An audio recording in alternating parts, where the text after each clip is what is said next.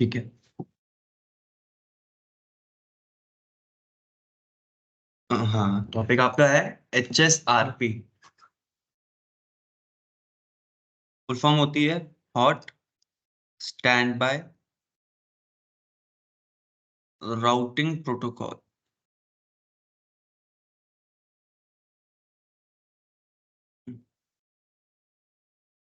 अरे मैंने आपको एक चीज बताई थी गाइस, आज का वैसे आपका टॉपिक है HSRP। ठीक है, राउटिंग के बाद आपने स्टैटिक कर लिया है, डायनेमिक कर लिया है, DHCP भी कर लिया है। अब जो आज का टॉपिक है रिलेवेंट है, नया टॉपिक है, HSRP राउटर से ही रिलेटेड है। अरे मैंने एक चीज बताई थी आपको, नेटवर्क में क्या होना जरूरी है। इसका मतलब पता है कुछ? बताया था मैंने जब STP पढ़ाया था। मल्टीपल पाथ होने चाहिए, कि आपके पास आने जाने के लिए मल्टीपल पाथ होने चाहिए। लेयर 2 पे तो हम केबल्स लगा देते हैं, मल्टीपल केबल स्विचेस के बीच में, वहां पर STP लूप हटाने में हेल्प कर देता है, बहुत बढ़िया काम है। मैं लूप की बात नहीं है, यहाँ पर वही कंसेप्ट है, हमारे नेट कंसेप्ट वही है यहाँ पर हमारे राउटर के। जैसे हमारे नेटवर्क में कितने डिफॉल्ट गेटवे होते हैं वैसे? एक ही डिफॉल्ट गेटवे होता है। चलो मैं यहाँ पर नेटवर्क नेटवर्क बनाता हूँ, समझिएगा।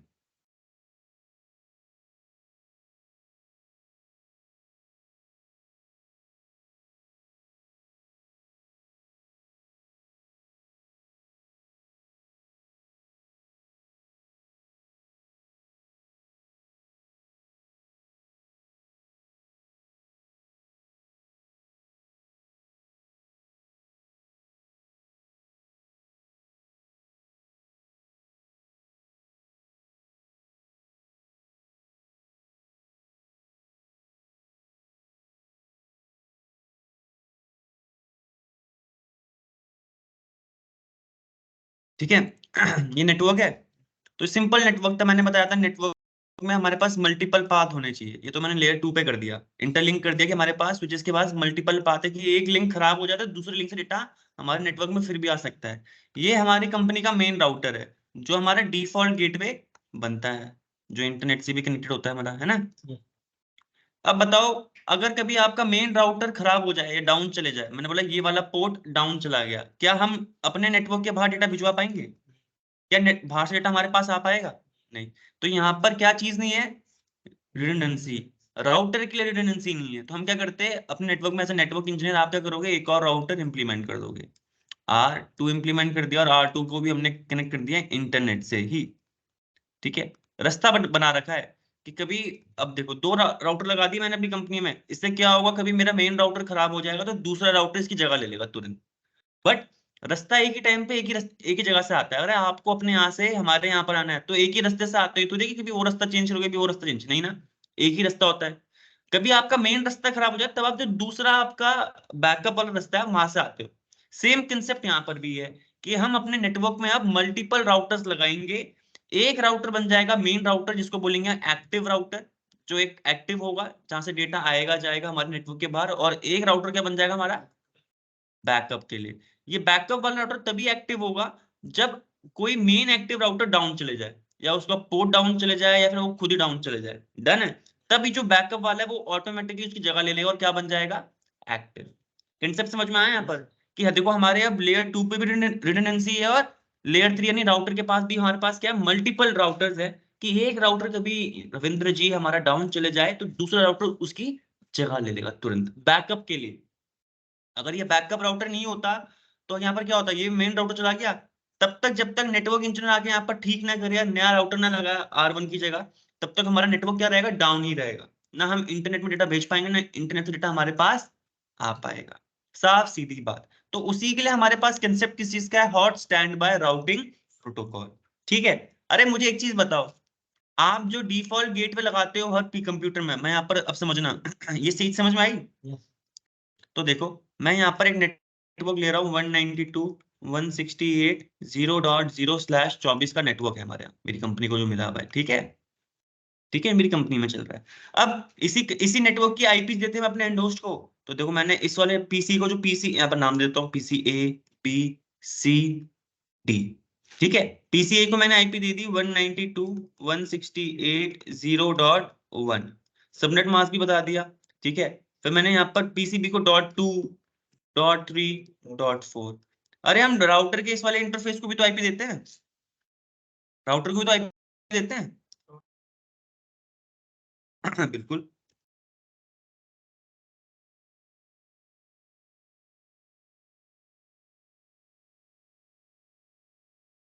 तो मैंने यहाँ पर दे दी 254, और ये राउटर भी हमने लगा रखा नेटवर्क में, तो मैंने इसको भी आईपी दे रखी है 253। सेम आईपी कभी नहीं दे पाते हम, तो एक अलग आईपी दी है मैंने इस तरफ, इस वाले इंटरफेस में 253। अरे अब एक चीज बताओ, हम हर कंप्यूटर में आईपी देते हैं, डिफॉल्ट गेटवे भी देते हैं ना, तो डिफॉल्ट गेटवे क्या बन जाएगा ये?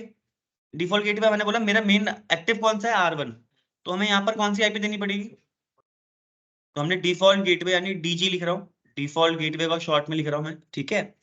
192.168.0.254, मैंने हर एक कंप्यूटर को बता दिया कि तुम्हारा डिफॉल्ट गेटवे क्या है, .254.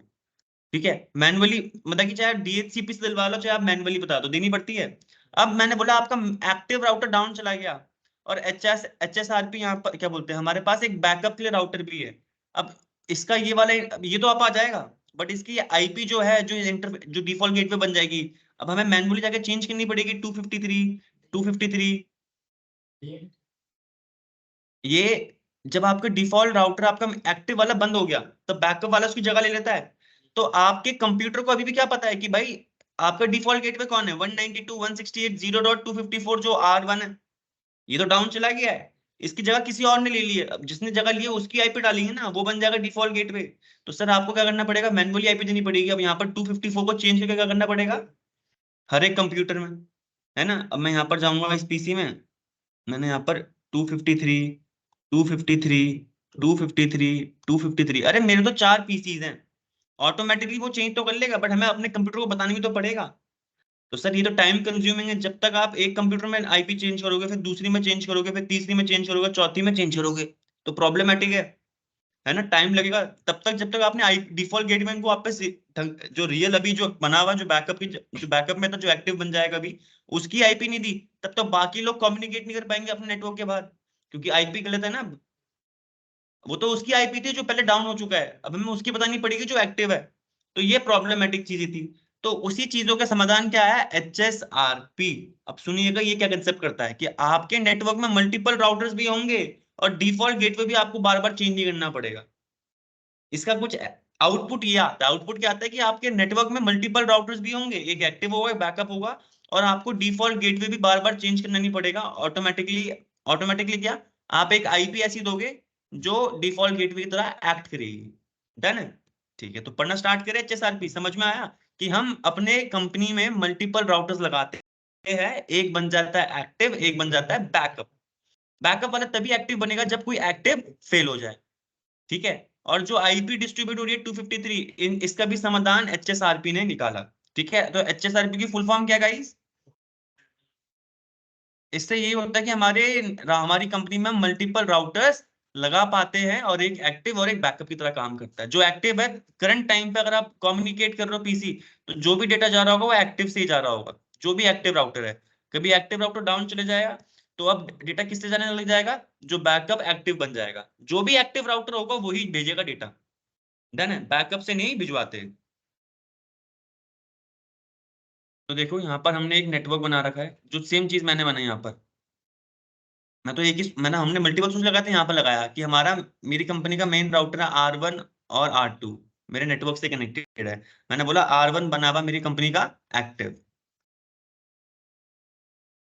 और R2 भी कनेक्टेड है मेरे ISP के नेटवर्क से, कि कभी मेरा एक्टिव डाउन चला जाएगा तो जो बैकअप में होगा वो क्या बन जाएगा, एक्टिव। ठीक है। तो अब क्या होता है, जब आपका डाउन चले जाए, क्योंकि हर पीसी को यहाँ पर डिफॉल्ट गेटवे तो आपने सेट किया होता है कि 192.168.1.1 हमारा डिफॉल्ट गेटवे, तो ये डाउन चला गया, बट फिर भी सारे लोग किसमें डेटा भेज रहे होंगे, इसमें। उसी टाइम पे R2 बैकअप से एक्टिव बन गया होगा, बट क्योंकि हमने डिफॉल्ट गेटवे क्या दे रखा था अपने कंप्यूटर को, जो भी आईपी होगी राउटर की वो, है ना। तो ये चीजें, इसको कैसे, इस प्रॉब्लम को कैसे सॉल्व करेंगे, उसका समाधान था HSRP के पास, ठीक है। ठीक है, तो हमारे पास जो कंसेप्ट आता है, यहाँ क्या करते हैं सुनना, डायग्राम से मैनिपुलेट मत होना। यहाँ पर क्या होता है, हम एक वर्चुअल गेटवे बनाते हैं, क्या बनाते हैं भाई, वर्चुअल है यानी फिजिकल नहीं है। वर्चुअल गेटवे बनाएंगे तो यानी गेटवे यानी उसकी आईपी की बात होगी, साफ सीधी बात। तो हम अपने ही नेटवर्क की एक आईपी उठा लेते हैं, और दोनों R1 और R2 को असाइन कर देते हैं। एक आईपी होगी दोनों से, 192.168.1.3 आईपी दे दी मैंने, R1 की भी बता दी, वर्चुअल आईपी ये होगी और वर्चुअल आईपी R2 ये होगी। और जो हमारी डिफॉल्ट गेटवे बन जाएगा हर कंप्यूटर का, जो वर्चुअल आईपी आपने दोनों कंप्यूटर में सेम सेम दी है ना, वही बन जाएगी हमारी क्या, डिफॉल्ट गेटवे। फिजिकल इंटरफेस की आईपी की बात नहीं हो रही, डिफॉल्ट गेटवे जो वर्चुअल आईपी बनाई है वो बन जाती है हमारा डिफॉल्ट गेटवे। तो वो वाली प्रॉब्लम सॉल्व होगी कि भाई अब हमें जो एक्टिव होगा डेटा उसी से जाएगा, प्लस डिफॉल्ट गेटवे भी हमें चेंज करना नहीं पड़ेगा। क्यों? क्योंकि हमने एक वर्चुअल डिफॉल्ट गेटवे बना रखा है और वही आईपी हमने R1 और R2 को असाइन कर रखी है, और जो हमारे एंड होस्ट होंगे उन पे डिफॉल्ट गेटवे भी वही आईपी असाइन करेंगे, यानी वर्चुअल डिफॉल्ट गेटवे की आईपी असाइन करवाएंगे। ठीक है, तो हमारे पास ये जो कंसेप्ट है कि मल्टीपल राउटर लगाते हैं, तो उसके ना तीन मेथड है, तीन प्रोटोकॉल्स हैं। There are 3 different protocol to create virtual gateway. कौन कौन से हैं? HSRP, hot standby routing protocol, दूसरा है यहाँ पर VRRP, तीसरा है GLBP। जो आखिरी के दो है ये CCNP में आपको मिलेंगे। CCNA में आपसे क्या बोला गया है कि आपको HSRP आना चाहिए, ये VRRP GLBP नहीं। ये जब आप CCNP करेंगे, CCNP के अंदर आप लोगों को मिलेगा। ठीक है, तो हम पढ़ेंगे आज क्या, HS। बहुत इजी कंसेप्ट है, कंसेप्ट बहुत इजी है, बस समझना आपको एक बारी। ठीक है, तो हमारा टॉपिक स्टार्ट करते हैं HSRP का। ठीक है, hot standby routing protocol. HSRP किसका बनाया हुआ प्रोटोकॉल है? सिस्को प्रोप्राइटरी प्रोटोकॉल है पहली बात, जिससे आप क्या कर पाते हो, which allows several router and multilayer switch to act as a single virtual default gateway. जो ये वर्चुअल आईपी आप बना पा रहे हो ना, ये क्यों बना पा रहे हो? HSRP की मदद से। बिना HSRP की मदद से आप वर्चुअल आईपी नहीं बना सकते सर, डिफॉल्ट गेटवे नहीं दे सकते। ठीक है, तो डिफॉल्ट गेटवे देना है वर्चुअल वाला, तो आपको HSRP यूज करना पड़ेगा, या VRRP या GLBP। हम क्या पढ़ने वाले हैं? HSRP। तो HSRP सिस्को का प्रोप्राइटरी है, जिससे आप अपने नेटवर्क में ही सेवरल राउटर या मल्टीलेयर स्विच लगा सकते हो, ताकि वो क्या बना पाए, सिंगल वर्चुअल डिफॉल्ट गेटवे की आईपी एड्रेस। HSRP के भी सर दो वर्जन थे, HSRP version 1 and HSRP version 2। ठीक है, अब हम स्टार्ट करेंगे HSRP वर्जन 1 से। तो सर यहाँ पर ना एक ग्रुप नंबर होता है, जब आपको कमांड बताऊंगा ना तब समझ में आएगा। आपको ना ग्रुप बनाने पड़ते हैं अपने नेटवर्क में।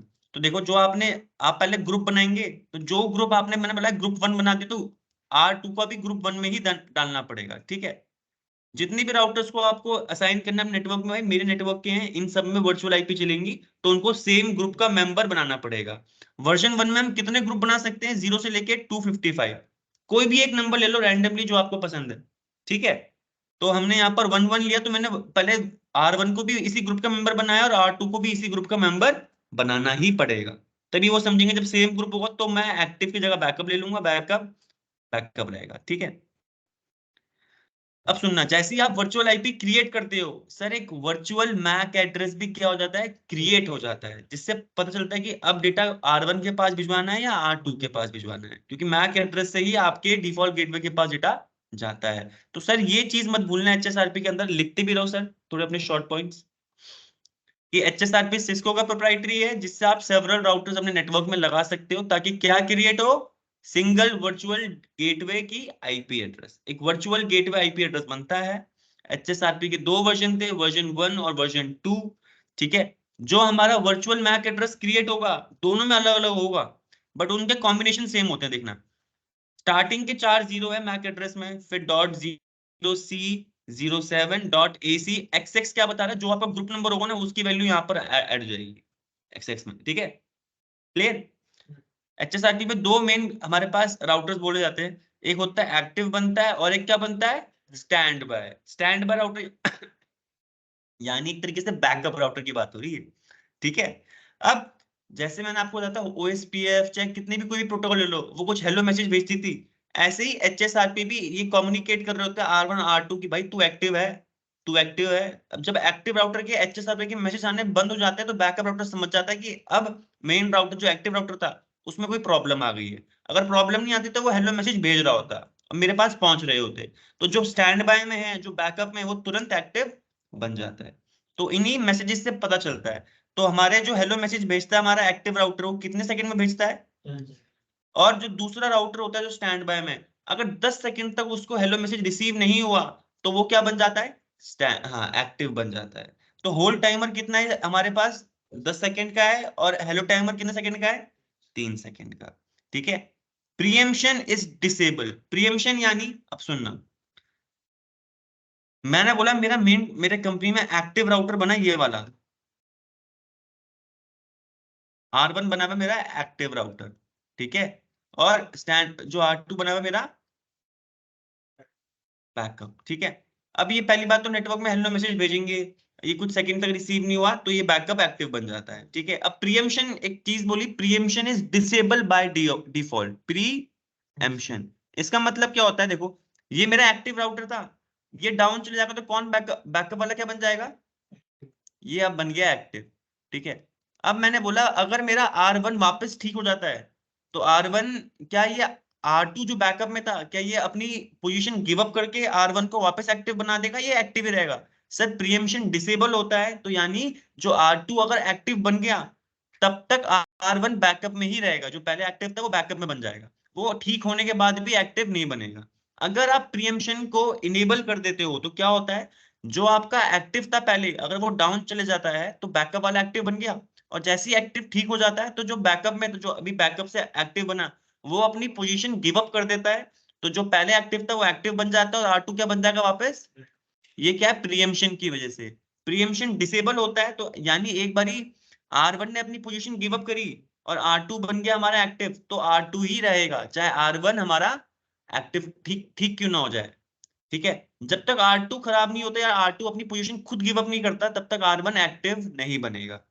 अगर आपने प्रीएम्पशन इनेबल कर दी तो जैसे एक्टिव आपका डाउन चला गया तो बैकअप वाला क्या बन जाता है हमारा एक्टिव, और एक्टिव से जो हमारा R1 वापस ठीक हो जाता है, तो अगर प्रीएम्पशन इनेबल है तो R1 वापस एक्टिव बन जाएगा और R2 क्या बन जाएगा, बैकअप। ये है प्रीएम्पशन। क्लियर हुआ? yes. तो प्रीएम्पशन हमारी इनेबल होती है डिसेबल होती है, डिसेबल होती है, यानी R2 अपनी पोजीशन गिव अप नहीं करेगा जब तक वो खुद डाउन नहीं जाता। ठीक है। तो देखो जो ये हेलो मैसेज भेजते थे सर, मैंने रिप के भी आपको मल्टीकास्ट एड्रेस बताए थे, EIGRP का भी मल्टीकास्ट एड्रेस बताया था, और OSPF का याद है? पता ना रिप का क्या होता है?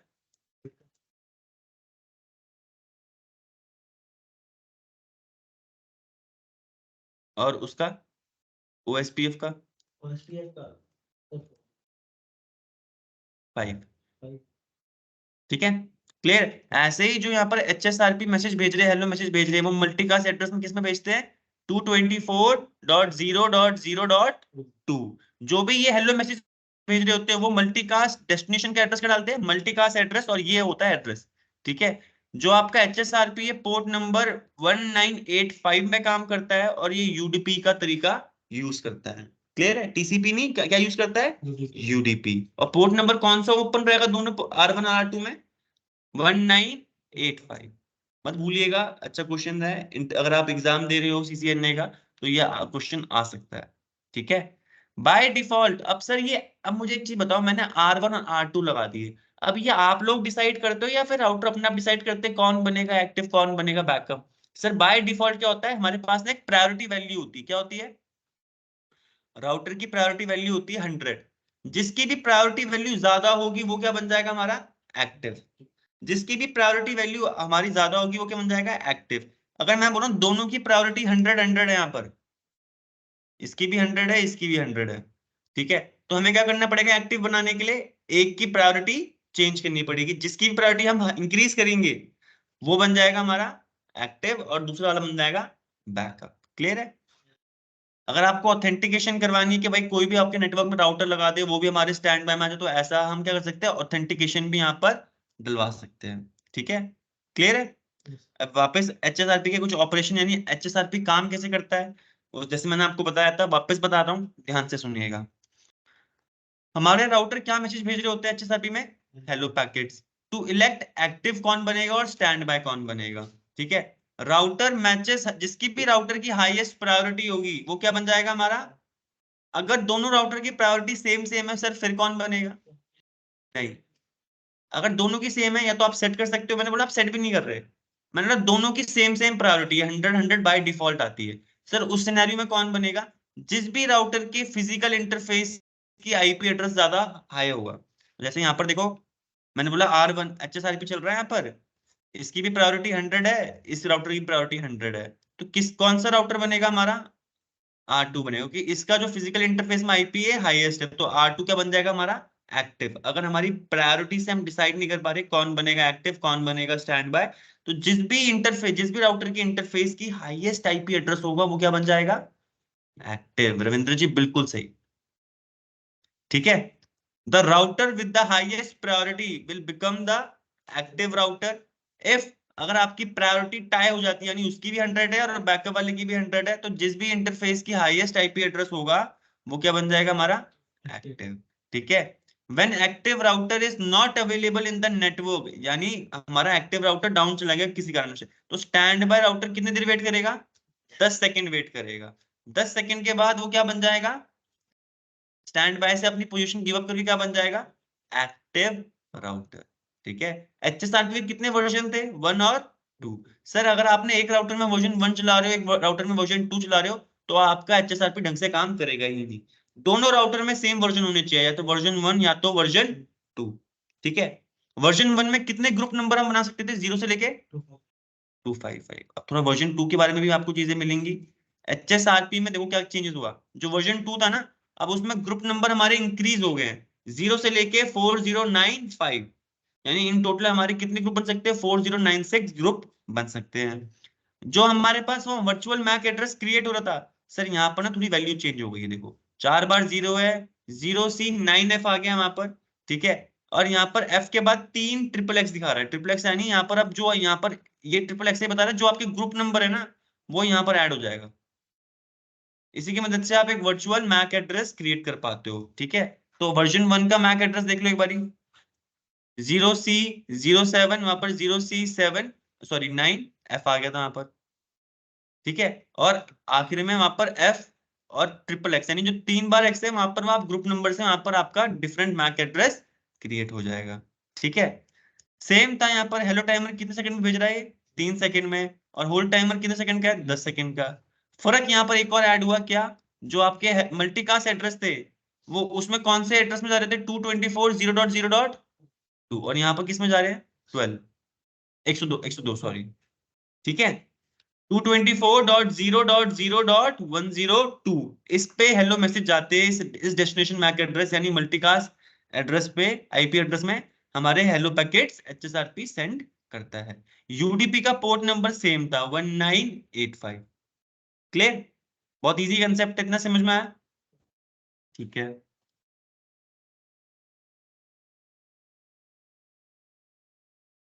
अब हमारे पास ना ये स्टेट्स है अनुमंड को, इतना क्लियर हुआ? अभी स्टेट्स बताने से पहले लैब कराते हैं, फिर स्टेट्स में आएंगे वापस। ठीक है,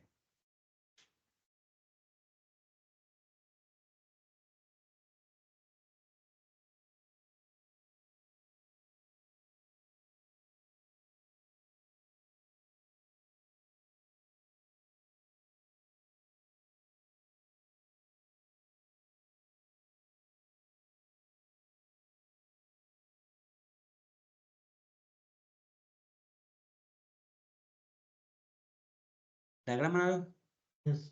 बना लो।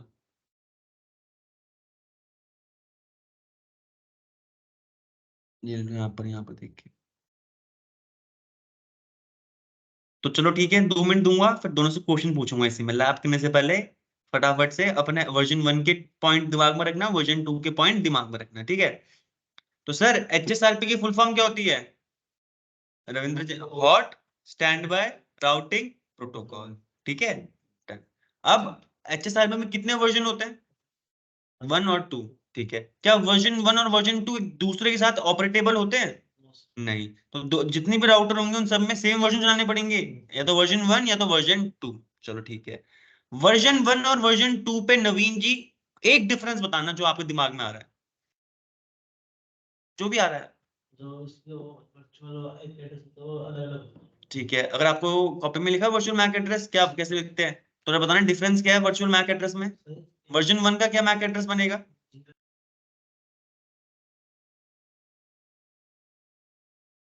डबल एक्स में क्या वैल्यू आएगी?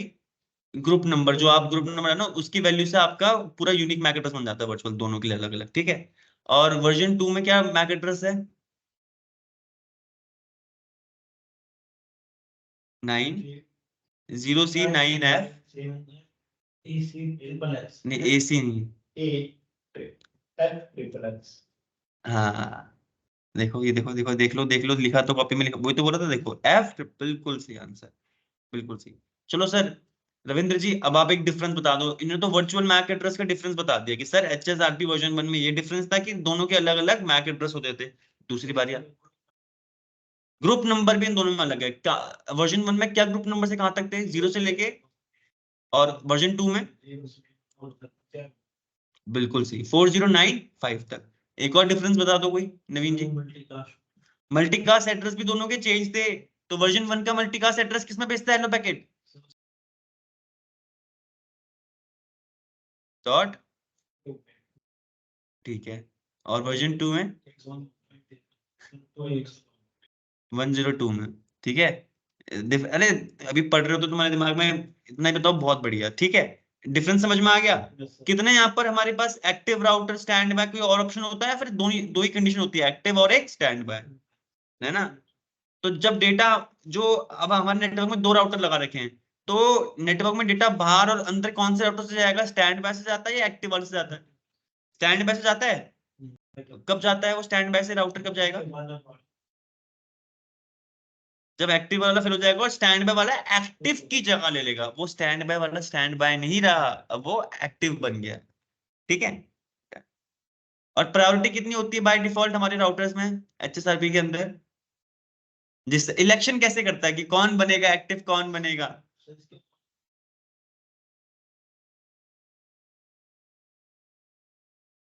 तो हम चेंज कर देंगे प्रायोरिटी। और मैंने एक तरीका बताया था, अगर आप चेंज नहीं करना चाहते प्रायोरिटी,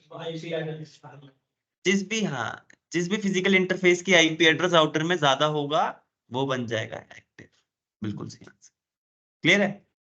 अब चलो एक बड़ी थोड़ी कॉन्फ़िगरेशन कमांड भी देख लेते हैं, बहुत सरल है। R1 पे सिर्फ इतना जाना है, पहले इंटरफेस में जाना है। स्टैंड इंटरफेस में चलेगा, जिस भी कौन सा इंटरफेस, वही इंटरफेस ना जो आपके नेटवर्क से कनेक्टेड होगा, पड़ोसी वाला नहीं, जो इंटरनेट से कनेक्टेड है, जो आपके नेटवर्क से कनेक्टेड है उस इंटरफेस में जाने का है। स्टैंड बाय कमांड डालेंगे अपन, क्या कमांड डालेंगे? Stand by. फिर जो इसके बाद यहाँ पर नंबर दे रखा है, ये क्या है? Group number. हमने वन ग्रुप दे दिया।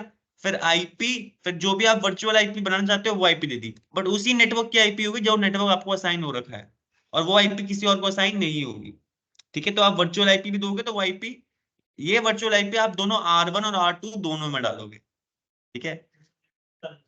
नहीं, सबनेट मास्क नहीं बताना है, ठीक है। चलो अब लैब करते हैं अपनी, यहाँ पर लैब में देखो। तो मेरे पास ये नेटवर्क बना रखा है, क्लास में देखना, ठीक है। अभी ये R3 मान रहा हूँ मैं, ISP का नेटवर्क है जो इंटरनेट हमें प्रोवाइड कर रहा है। मेरी कंपनी में R1 और R2 मेरे राउटर है। अभी यहाँ पर देखो, PC1 पे जाता हूँ, IP वाईपी सब सेट कर रखी है।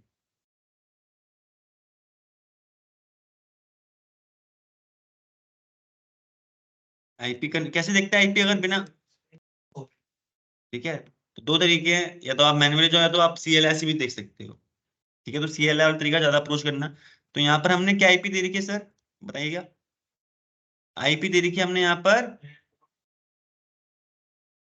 ठीक है। सबनेट मास्क दे रखा है ये। डिफॉल्ट गेट पे हमने क्या दे रखा है?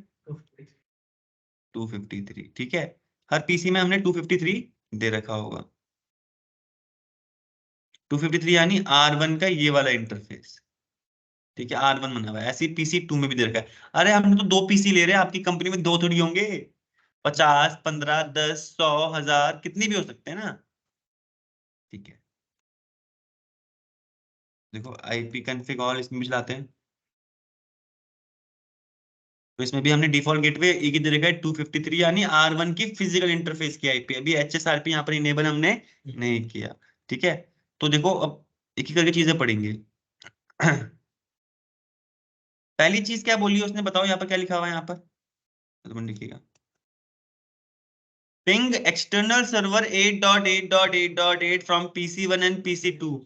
What is the default gateway configured as? कौन क्या करा हुआ है डिफॉल्ट गेटवे कॉन्फ़िगर? कौन है ये? R1 के फिजिकल इंटरफेस की आईपी। ठीक है, तो देखो हमने क्या करा हुआ होगा, जो R3 है ना, इसमें लूप बैक एड्रेस दे रखा है। मैं एक तरीके से, ताकि हम एक लूप बैक एड्रेस आपको बताने का, राउटर में है वर्चुअल इंटरफेस बना के हम उसमें आईपी दे सकते हैं। करवाया था ना लूप बैक एड्रेस, करवाना, साइन करना। ठीक है, तो देखो मैं उसी लूप बैक एड्रेस में पिंग करके देखता हूँ। क्या कमांड होती है पिंग करने की? पिंग 190, सॉरी, हमारा लूप बैक एड्रेस क्या है? 8.8.8.8, कोई भी एड्रेस है हमारे, देखो उसका रिप्लाई आ रहा है, कनेक्टिविटी है। एक कमांड होती है सर जो आप गलत कर रहे थे, कौन सी कमांड? ट्रेस। तो देखो हॉप काउंट देखना कि कौन से पाथ से डेटा जाएगा, देखना कौन से पाथ से डेटा जा रहा है आपका। पहला हॉप क्या था हमारा? आपका डिफॉल्ट गेटवे 10.0.1.253 जो R1 है। ठीक है, और दूसरा हॉप हमारा कहाँ पहुंचा? सीधा जो डिफॉल्ट गेट, जो हमारा जो भी हमारा एड्रेस था 8.8.8, R3 में जो हमने लूप बैक एड्रेस दे रखा है ना। ठीक है, अब देखो गाइस इसमें क्या फंडामेंटल है, चलो हमने कर लिया।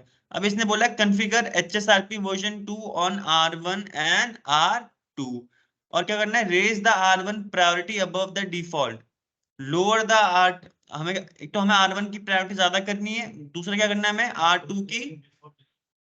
ठीक है, और क्या इनेबल करना है? प्रीएम्पशन, जो पहले से डिसेबल होता है। ठीक है, तो एक काम करते हैं, HSRP कॉन्फ़िगर करना स्टार्ट करते हैं। R1 पे गए, क्योंकि अभी तो नेटवर्क में दोनों राउटर लगे हुए हैं और हमने डिफॉल्ट गेटवे सिर्फ R1 को दे रखा है, तो सारा डेटा, चाहे R2 आपने लगा रखा हो, बट सारा का सारा डेटा कहाँ से जा रहा होगा अभी?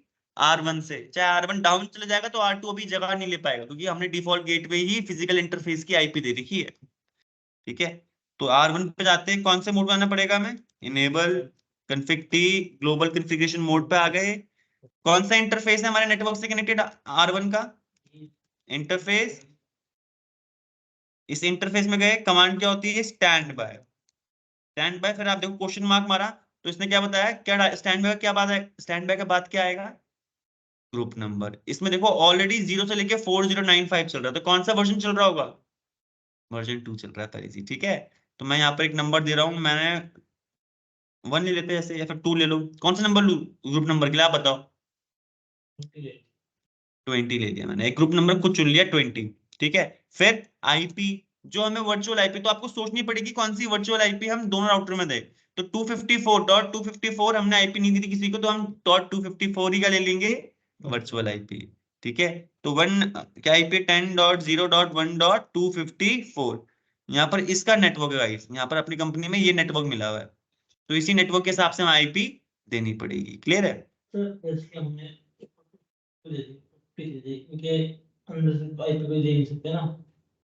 नहीं, हमने आईपी फिजिकल इंटरफेस में आईपी दे दी नवीन जी। अभी हम वर्चुअल आईपी दे रहे हैं, एचएसआरपी के अंदर, एक एचएसआरपी की मदद से एक वर्चुअल आईपी बना पा रहे हैं, उनके अंदर होंगी आईपी।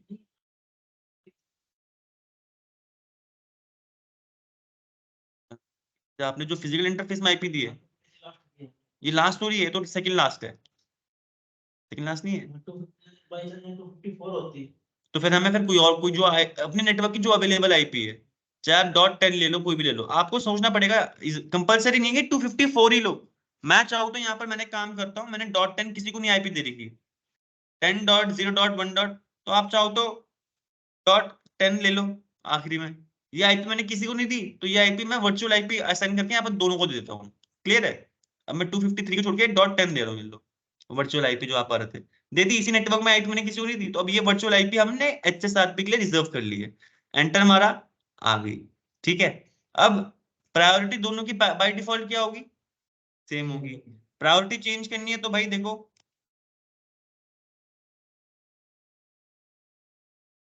स्टैंड बाय, फिर यहाँ पर आप बताते हो अपना प्रायोरिटी। ठीक है, प्रायोरिटी हमारी क्या होती है बाय डिफॉल्ट? 100 होती है। अब मुझे आप अभी देखो, अभी हम R1 पे ही है, आप चाहते हो R1 ही बने हमारा क्या?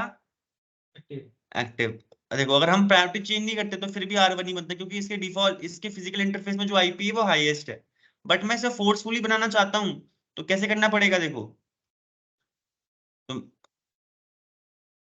स्टैंड बाय प्रायोरिटी मैंने 101। अब यहाँ पर एक चीज देखना, इसने ये जब मैंने इसे HSRP कॉन्फ़िगर करा था वर्चुअल आईपी थी, तो ये ऑलरेडी एक्टिव बन गया था, क्योंकि अभी से कोई और नेबर नहीं मिला था, क्योंकि उसमें सिलेक्शन कर पाए कौन बनेगा। तो मैंने इसकी प्रायोरिटी भी सेट कर दी 101 स्टैंड। और मुझे प्रीएम्पशन भी इनेबल करना है कि भाई कभी एक्टिव डाउन चले जाए, स्टैंड बाय वाला एक्टिव बन जाए, बट जो पहले एक्टिव था वो अगर ठीक होके वापस रिपेयर हो जाए, तो एक्टिव कौन बन जाए, R1 वापस बन जाए। तो प्रीएम्पशन इनेबल करने के लिए कमांड होती है स्टैंड बाय प्रीएम्प्ट, बस एंटर मार दो। क्लियर है? तो प्रीएम्पशन क्या हो जाएगी, इनेबल हो जाएगी। डन है? ठीक है। अब R2 में जाना पड़ेगा, सेम कॉन्फ़िगरेशन R2 में भी करनी पड़ेगी हमें कुछ। दोनों चलानी पड़ेगी। हाँ, एक मिनट, दोनों में, कि वो उसको भी तो गिव अप करनी है, उसमें प्रीएम्पशन इनेबल नहीं तो वो तो गिव अप करेगा ही नहीं, तो दोनों में करनी पड़ती है। ठीक है, कन्फिग टी। ठीक है, अब यहाँ पर क्या है, हाँ कौन सा इंटरफेस है, इसका भी gig 0/0 है हमारे नेटवर्क से कनेक्टेड। फिर ग्रुप नंबर क्या होना चाहिए, सेम। अगर आपने उसमें कितना दिया था, इसमें भी 20, दोनों के ग्रुप नंबर सेम होने चाहिए। फिर आईपी, यानी वर्चुअल आईपी हमने क्या दी थी, 10 दी थी ना, 10 दी थी, कर दिया। फिर यहाँ पर हमें देखो प्रायोरिटी चेंज करने की जरूरत नहीं है, क्योंकि यहाँ पर 100 है, तो हमें पता है कि उससे तो हमने एक इंक्रीज कर दी, चाहे आप 10 इंक्रीज कर लो चाहे एक इंक्रीज कर लो, जिसकी भी हाईएस्ट प्रायोरिटी होगी वो एक्टिव बन जाएगा। हमने उसकी कर रखी थी, इसकी चेंज करने की जरूरत ही नहीं है। बट हमें स्टैंड बाय प्रीएम्पशन इनेबल करना पड़ेगा। क्या करना पड़ेगा, इनेबल प्रीएम। ठीक है, तो अब देखो यहाँ पर एक सिस्लॉग जनरेट हुआ, क्या HSRP ने यहाँ पर अपनी इसने इस ग्रुप नंबर 20 है, स्टेट क्या बताई इसने अपनी, स्पीक से स्टैंड बाय आ गया। अभी बात करी तो उन्होंने इलेक्शन किए होंगे, वो समझ गया भाई साहब मेरी प्रायोरिटी ज्यादा है, तो मैं बन जाऊंगा एक्टिव। R1 ने बोला मैं बन गया एक्टिव, और R2 आपके बन जाओगे स्टैंड बाय। डन। ठीक है, अब आप क्या करोगे, आपने कर दिया HSRP कॉन्फ़िगर्ड, कुछ नहीं था, कुछ था इसमें, कुछ नहीं। बट अब जो आप अपने डिफॉल्ट गेटवे की आईपी असाइन कराओगे अपने एंडोस्ट को, वो कौन सी कराओगे, वर्चुअल जो आईपी आपने असाइन करी है। तो यहाँ पर देखो हमने .253 लिखा हुआ है, तो अभी मानेगा नहीं, हमें क्या करना पड़ेगा, .10। ठीक है, यहाँ पर असाइन कर दिए। ठीक है, ऐसी हर पीसी में हमें .10 बताना पड़ेगा। क्लियर है, .10। डन है। अब देखो पिंग करके देखते हैं यहाँ पर अभी, आपके हिसाब से एक्टिव राउटर कौन बना हुआ है अभी हमारा, R1। देखो पिंग करता हूँ कि मैं डेटा पहुंचा भी पा रहा हूँ 8.8.8 के पास। पहले नॉर्मल पिंग करते हैं, सर रिप्लाई आ रहे हैं, यानी कनेक्टिविटी है। अब एक बार रास्ता देखना है हमें, तो कमांड होती है ट्रेस राउट। तो ट्रेस राउट चलाई, डेटा कहाँ से जा रहा है अभी, जिस भी राउटर की फिजिकल इंटरफेस की आईपी 10.0.1.253 है, उस राउटर से जा रहा है, और वो राउटर कौन है, ठीक है, R1। अब मैं काम करता हूँ, R1 को डिसेबल कर देता हूँ। R1 का यहाँ पर काम करो ना,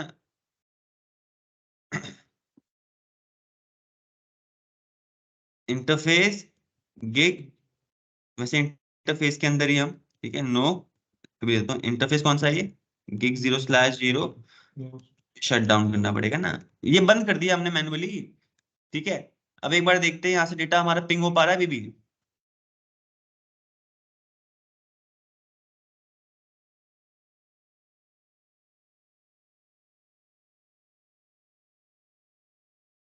पिंग हो पा रहा है, यानी R2 ने अपनी पोजीशन ले ली होगी। कंफर्म करने के लिए ट्रेस राउट कमांड चलाएंगे। तो अब देखो हमारा कौन से पाथ से डेटा जा रहा है, 252 आईपी किसकी थी, R2 की। तो ये आपको जेन्युइन पाथ दिखाएगा, जिस भी इंटरफेस से आपका डेटा जा रहा होगा, यानी वर्चुअल आईपी दिखाएगा। ये दिखाएगा कि किससे आपका डेटा जा रहा है। वर्चुअल आईपी तो इसलिए लिखते हैं ताकि आपकी डिफॉल्ट गेटवे मल्टीपल होते हैं, तो एक टाइम पे जो रियल एक्टिव होगा उसी से डेटा जाएगा। क्लियर है? बट ट्रेस राउट में आपको फिजिकल इंटरफेस की आईपी ही दिखाएगा। डन है? तो डन है। चलो एक काम करते हैं, अब यहाँ पर वापस इनेबल कर देते हैं इसे R2 को, R1 के सारे इंटरफेस को। तो इंटरफेस के अंदर अभी भी थे हम, नो शटडाउन कमांड चला दूंगा इसी के अंदर, नो शट, क्योंकि प्रीएम्पशन इनेबल था तो इसको एक्टिव बन जाना चाहिए।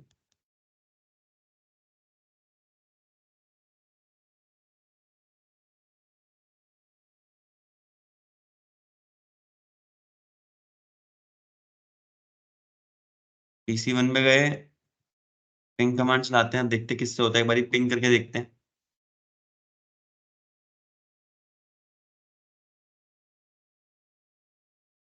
ट्रेस राउट कमांड चलाएंगे। अभी भी 253 से 2 से दिखा रहा है।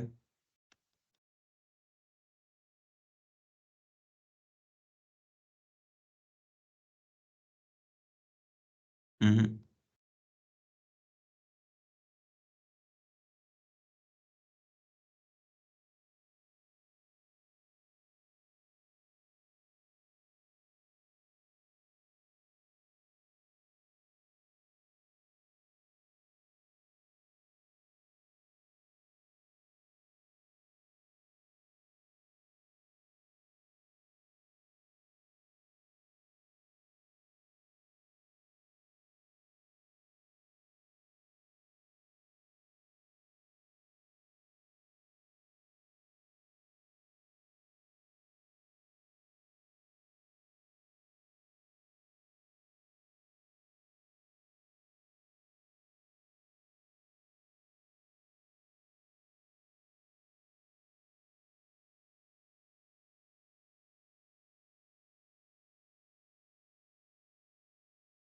प्रीएम्प्ट इनेबल है इसमें, इसे चेंज करनी चाहिए थी पोजीशन।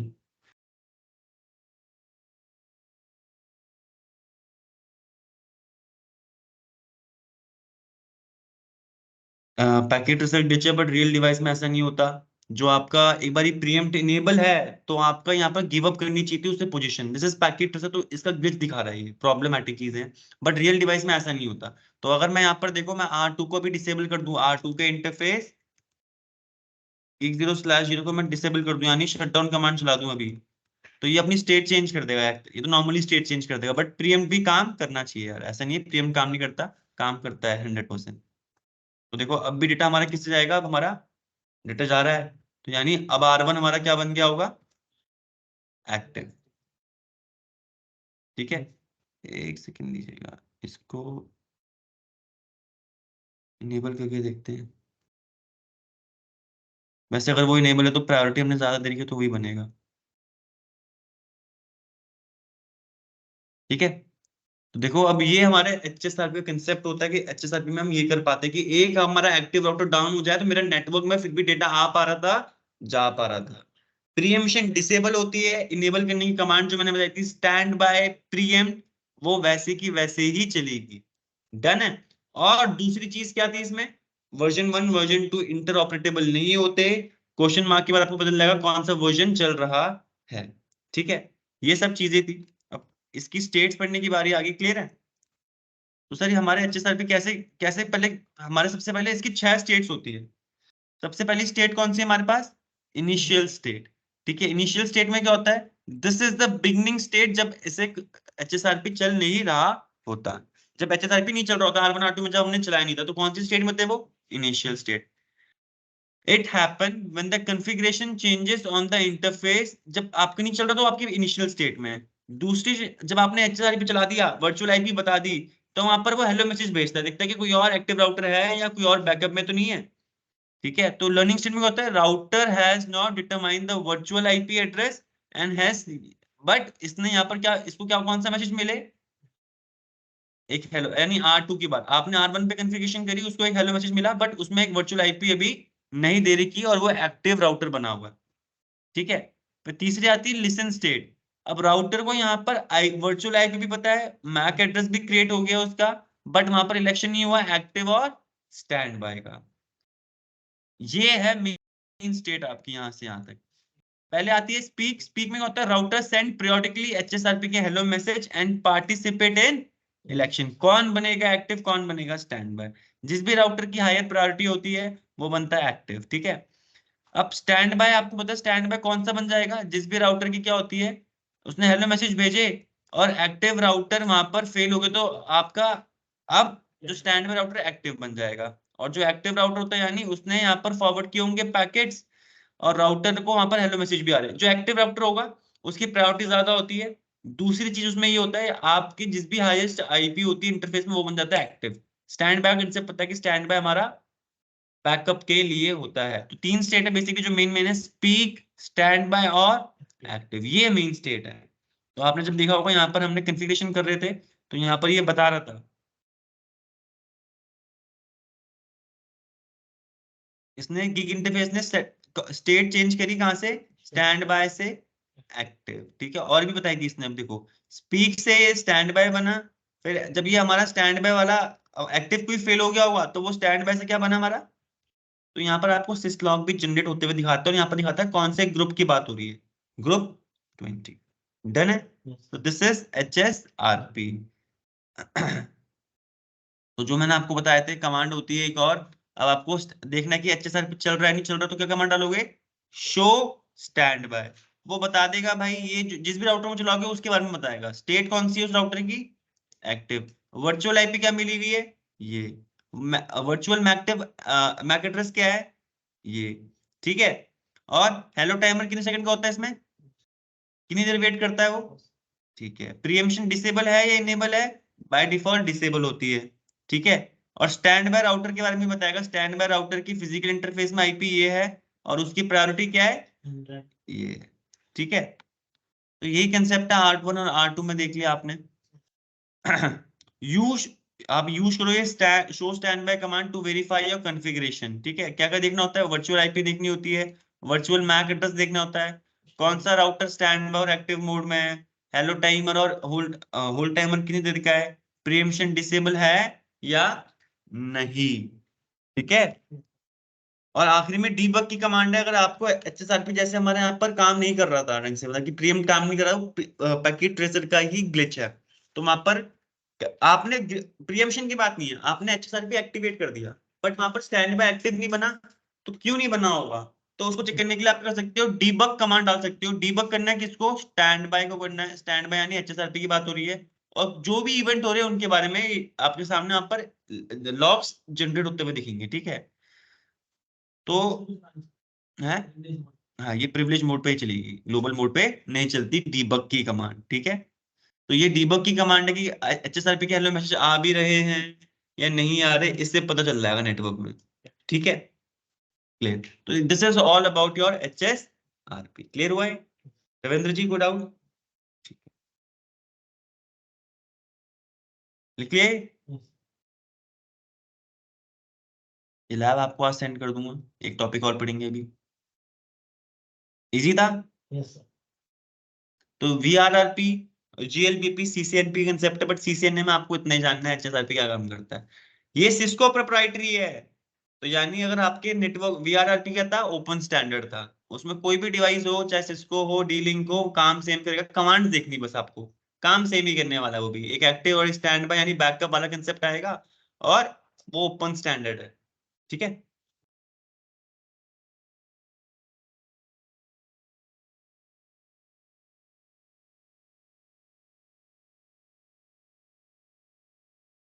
हम्म, ठीक है। अब पढ़ेंगे हम ACL। क्या पढ़ने वाले हैं, बहुत खूबसूरत कंसेप्ट है, डालो और इम्पोर्टेंट है। ठीक है, क्या है ACL।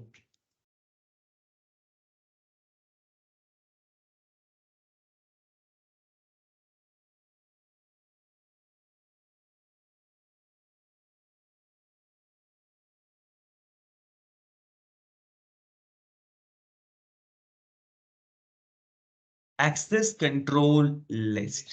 अरे आपको किसी बंदे को पिंग करने से रोकना है, किसी बंदे को यूट्यूब देखने से रोकना है, फायर क्या क्या, कैसे रोक सकते हो उसे, ACL की मदद से। नाम क्या बता रहा है, एक्सेस को कंट्रोल करने की लिस्ट बनाएंगे। उसी लिस्ट को देख के हम क्या कर पाएंगे, कंट्रोल कर पाएंगे कौन बंदा अलाउड है डेटा भेजना नेटवर्क के बाहर, कौन से बंदे को अलाउड है आप लोगों तक डेटा भिजवाने के लिए। ये सारी चीजें हमारी किसके अंदर आती है, एक्सेस कंट्रोल लिस्ट के अंदर।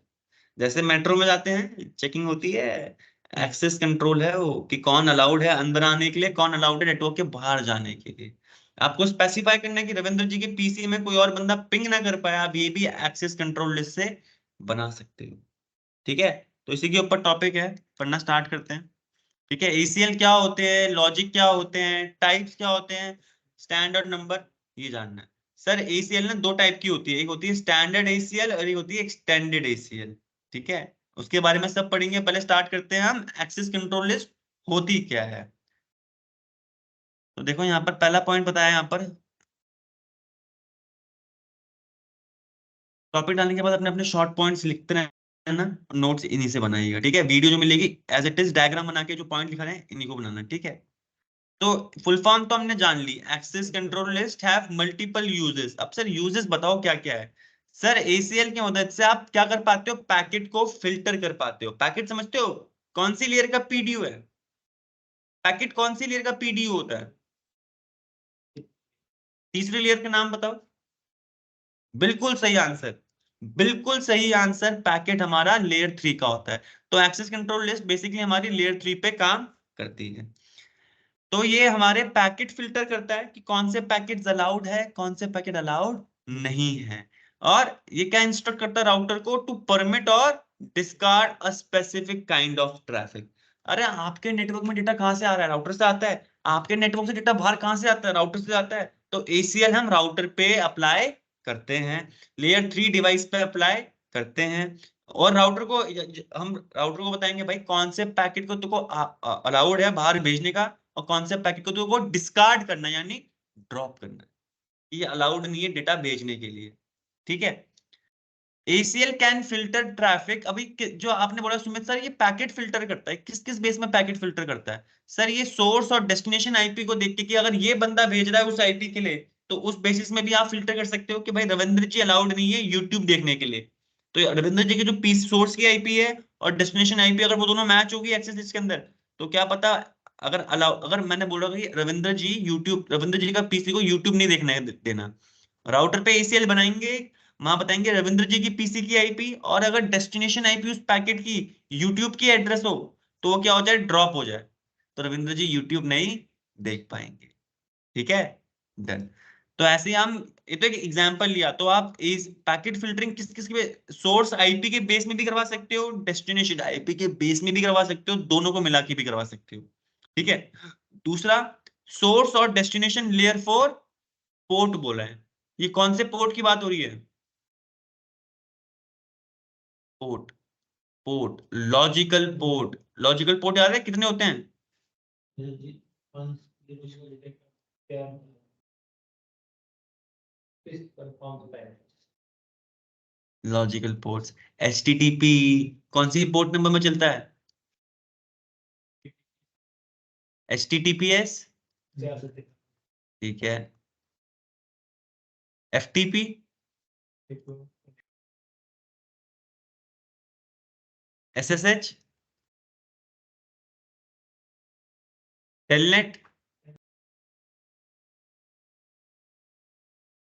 DHCP पढ़ा था कल लास्ट क्लास में, 67, और ये क्या है हमारे पोर्ट नंबर। तो इन पोर्ट नंबर में याद है, अगर डेस्टिनेशन तुम चिट्ठी भेजते हो, पैकेट भेज रहे हो, उसमें बताते हैं ना source port, destination port, transport layer में पढ़ाया था, ऐसे मत बोलना नहीं पढ़ाया। तो उन्हीं पोर्ट्स के बेसिस में भी आप करवा सकते हो। अगर डेस्टिनेशन का पोर्ट नंबर 80 है, तो अलाउड नहीं करना राउटर को पैकेट भेजना है। अगर डेस्टिनेशन का पैकेट अपना 22 है, 22 यानी SSH, तो तब भी अलाउ नहीं करना है, अलाउ करना है। तो जो आपके ऊपर होता है, या तो परमिट करोगे या तो डिस्कार्ड करोगे। मेट्रो में जब जाते हो यही करते हैं ना, या तो अलाउड होते बंदे या तो भगा देते हैं। दो ही चीज है, या तो अलाउ करोगे या तो मना कर दोगे, है ना। तो इनसे ये होता है कि कौन सा पैकेट अलाउड है नेटवर्क के बाहर जाने, नेटवर्क के अंदर आना, ये चीज आप एक्सेस कंट्रोल लिस्ट के अंदर बताते हो। इंपॉर्टेंट टॉपिक है, इजी नहीं बोलूंगा, इंपॉर्टेंट बोलूंगा। इजी जब होगा जब आप एक दो बार पढ़ लोगे।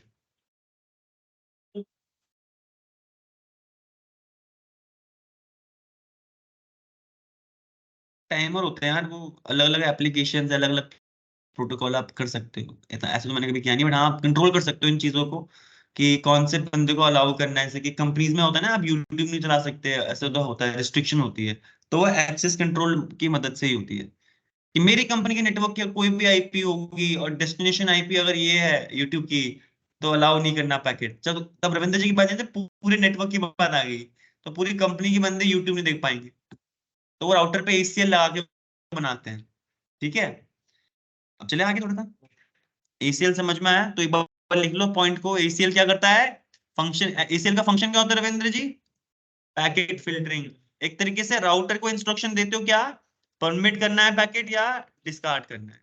और किस किस तरीके से आप ACL बना सकते हो, ट्रैफिक को कैसे फिल्टर कर सकते हो, सोर्स या डेस्टिनेशन आईपी, या तो अलग अलग, इस सोर्स को अलाउ नहीं करना चाहे कुछ भी हो, इस डेस्टिनेशन के लिए अलाउ नहीं करना है, तो दोनों को मिला के। और सेम सोर्स और डेस्टिनेशन लेयर 4 पोर्ट नंबर, उनके बेसिस में भी आप करवा सकते हैं। ठीक है नवीन जी, Yes. कोई डाउट? No, sir. अब ACL बनाने से पहले ना रिक्वायरमेंट होती है, ये थोड़ी मन चाह कि भाई रोकना है, नहीं, पहले रिक्वायरमेंट पता करनी पड़ती है। क्या करनी पड़ती है Equal. कि भाई क्या रिक्वायरमेंट है, किसको अलाउ करना है, किसको अलाउ नहीं करना, पहले रिक्वायरमेंट बताओ। ठीक है, तो वो बताएंगे। तो यहाँ पर देखो नीचे नेटवर्क बना रखा है गाइस, इसी नेटवर्क में आपको समझ में आएगा। ठीक है,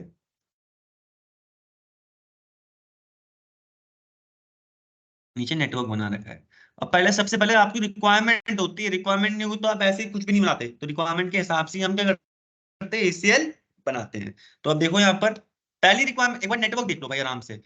राउटर 1 से कितने नेटवर्क कनेक्टेड है, R1 से कौन सा राउटर कनेक्टेड है, R2 से कितने नेटवर्क कनेक्टेड है और कौन कौन से इंटरफेस में कनेक्टेड है, समझ लेना। ठीक है, मैं यहाँ पर देखो इंटरफेस को मार्क कर रहा हूँ, R1 के कौन कौन से हैं।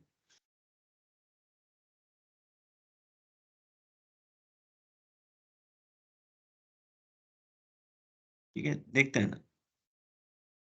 अब एक बार डायग्राम देख लो और उसके बाद चर्चा में बात करेंगे इसके बारे में।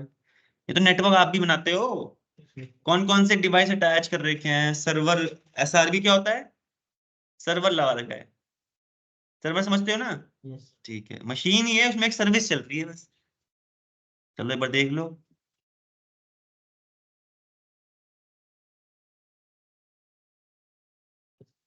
डन है, बड़ी जल्दी देख लिया।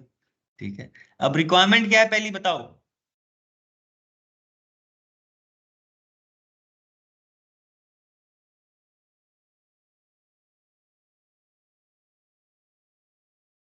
अब पहले देखो, पहली रिक्वायरमेंट पढ़ो और डायग्राम में देखो कौन से बंदे कौन से नेट क्या बातें कर रहे हैं और क्या क्या बोल रहे हैं।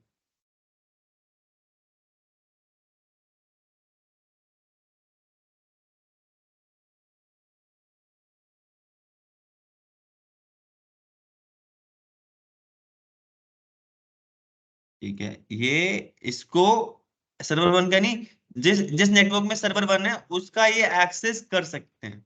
ठीक है, क्लियर हो गया पहला। दूसरा क्या बोला यहाँ पर बताओ।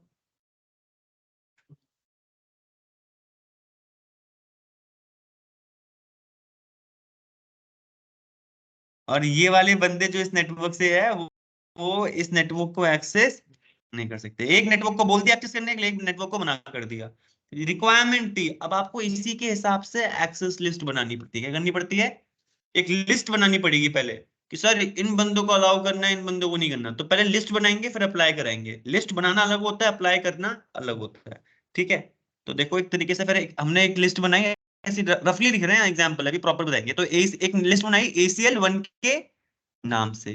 अब उसमें क्या बोला, अगर सोर्स IP इस नेटवर्क की होगी तो क्या कर देना, परमिट। अगर सोर्स IP इस नेटवर्क की होगी तो क्या कर देना, और अगर सोर्स IP इन दोनों को छोड़ के किसी भी होगी तो क्या कर देना, परमिट। अब देखो ACL क्या होता है, ACL में ना आपको एंट्रीज होती है। क्या होती है, एंट्रीज। जो आपने पहली एंट्री एरी, दूसरी एंट्री एरी, तीसरी एंट्री एरी, जब भी अब ये चेक होगा तो सबसे, जब भी अब देखो जब भी कोई चेक करता है तो सबसे, अब राउटर के पास डेटा आया, पैकेट आया, आपने राउटर में ना ACL बना रखी थी ACL 1 के नाम से जो हमने यहाँ लिखी हुई है। तो राउटर ने फॉरवर्डिंग वॉरवर्डिंग करने से पहले ACL चेक करता है। क्या चेक करता है, वो फॉरवर्डिंग बाद में करता है, पहले ACL चेक करता है। बोलता है अगर ACL की एंट्री मैच हो गई तो जो भी आपने एक्शन दे रखे थे वो परफॉर्म होंगे। उसके बेसिस में ही काम होगा कि मुझे राउटिंग करवानी है या नहीं करवानी। तो देखो मानना, अब मैंने क्या किया, अब सबसे पहले एंट्री पहली चेक होगी, अगर पहली एंट्री मैच होगी तो बाकी की एंट्री क्या हो जाती है, चेक नहीं होती। जो भी पहली एंट्री में इंस्ट्रक्शन दे रही होगी परमिट, तो परमिट, बाकी एंट्री यहाँ पर चेक नहीं होंगी। बस एक बार एंट्री मिलने की देरी होती है। ठीक है, मैंने बोला पहली एंट्री नहीं मिली, फिर वो दूसरी एंट्री चेक करेगा। दूसरी एंट्री मिल गई तो बस जो भी दूसरी एंट्री में काम था, एक्शन था, वो परफॉर्म कर दिया। उसके बाद की जितनी भी एंट्री है वो परफॉर्म चेक नहीं होती, चेक ही नहीं होती वो। ठीक है, अगर पहली दूसरी एंट्री मैच नहीं करी तो तीसरी एंट्री क्या थी, सोर्स IP अगर कोई भी हो तो क्या कर देना, परमिट कर देना। एक एक करके एंट्री चेक होती है। जहां एंट्री मैच हो गई उसके बाद की एंट्री चेक नहीं होती। ये फायदा भी है, नुकसान भी है। तो आप जिस प्रकार से एंट्रीज बना रहे हो ना, ये भी मैटर करता है। अगर आपने एंट्री गलत ऊपर नीचे देखिए, आपने सही ऑर्डर में नहीं सोच के लगाई तो आप क्या पता ऐसे बंदे को डिनाई कर दो जिसको परमिट करना था, और जिसको परमिट करना था उसको डिनाई करवा दो। तो ये भी हो सकता है अगर आपने जो एंट्रीज डाल रहे हो सही ऑर्डर में नहीं डाली तो। ठीक है, परेशान मतलब एंट्री आ जाएगी अपने आप। तो रिक्वायरमेंट के हिसाब से आप ये एक्सेस लिस्ट बनाते हो। इसका नाम दे दिया ACL1, हमने यहाँ पर डाल दी। तो इस तरीके से नहीं, अभी प्रॉपर तरीके से बताऊंगा कैसे करते हैं, तो रफ एग्जांपल दे रहे हैं। तो ACL कॉन्फ़िगर कहाँ कॉन्फ़िगर करते हैं ACL? ग्लोबल मोड में, कहां पर? राउटर में, किसी इंटरफेस के अंदर नहीं। ACL बनाने के लिए आपको राउटर के ग्लोबल कॉन्फ़िगरेशन मोड में जाना पड़ेगा। ठीक है, ACL क्या होती है? Ordered sequence of ACE। ACE क्या होती है? Access control entries. पहली एंट्री, दूसरी एंट्री, तीसरी एंट्री। तो ACL क्या होती है? Ordered sequence of ACEs। इन ACL के अंदर क्या होती है? एंट्रीज होती है। ठीक है, ordered sequence of ACEs, entry. इन्हीं एंट्री में बेस में काम होता है। क्लियर है? अभी तो सिर्फ रिक्वायरमेंट समझ में, आगे चलते हैं। क्लियर? Yes.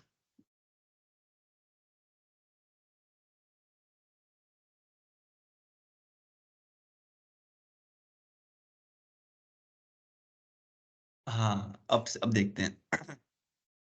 अब ACL काम कैसे करती है वो जानेंगे। ठीक है, पहले तो समझ में आ गया, पहले एक रिक्वायरमेंट होती है, उसके हिसाब से ही हम ACL बनाते हैं। और ACL के अंदर क्या होती है?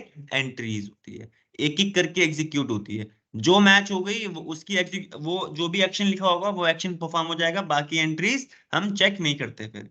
ठीक है, तो देखो,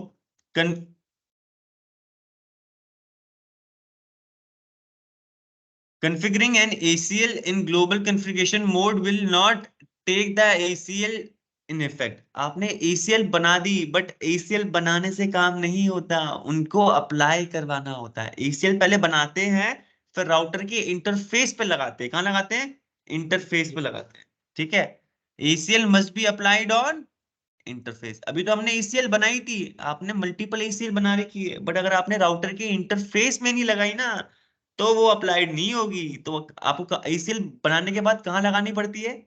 इंटरफेसेस पे लगानी पड़ती है। ठीक है, ACL आर अप्लाइड इधर इनबाउंड और आउटबाउंड। अब समझना, अब एक एग्जांपल है, उसके बाद बताऊंगा। ये समझ में आया? तीसरी लाइन क्या बोल रही है?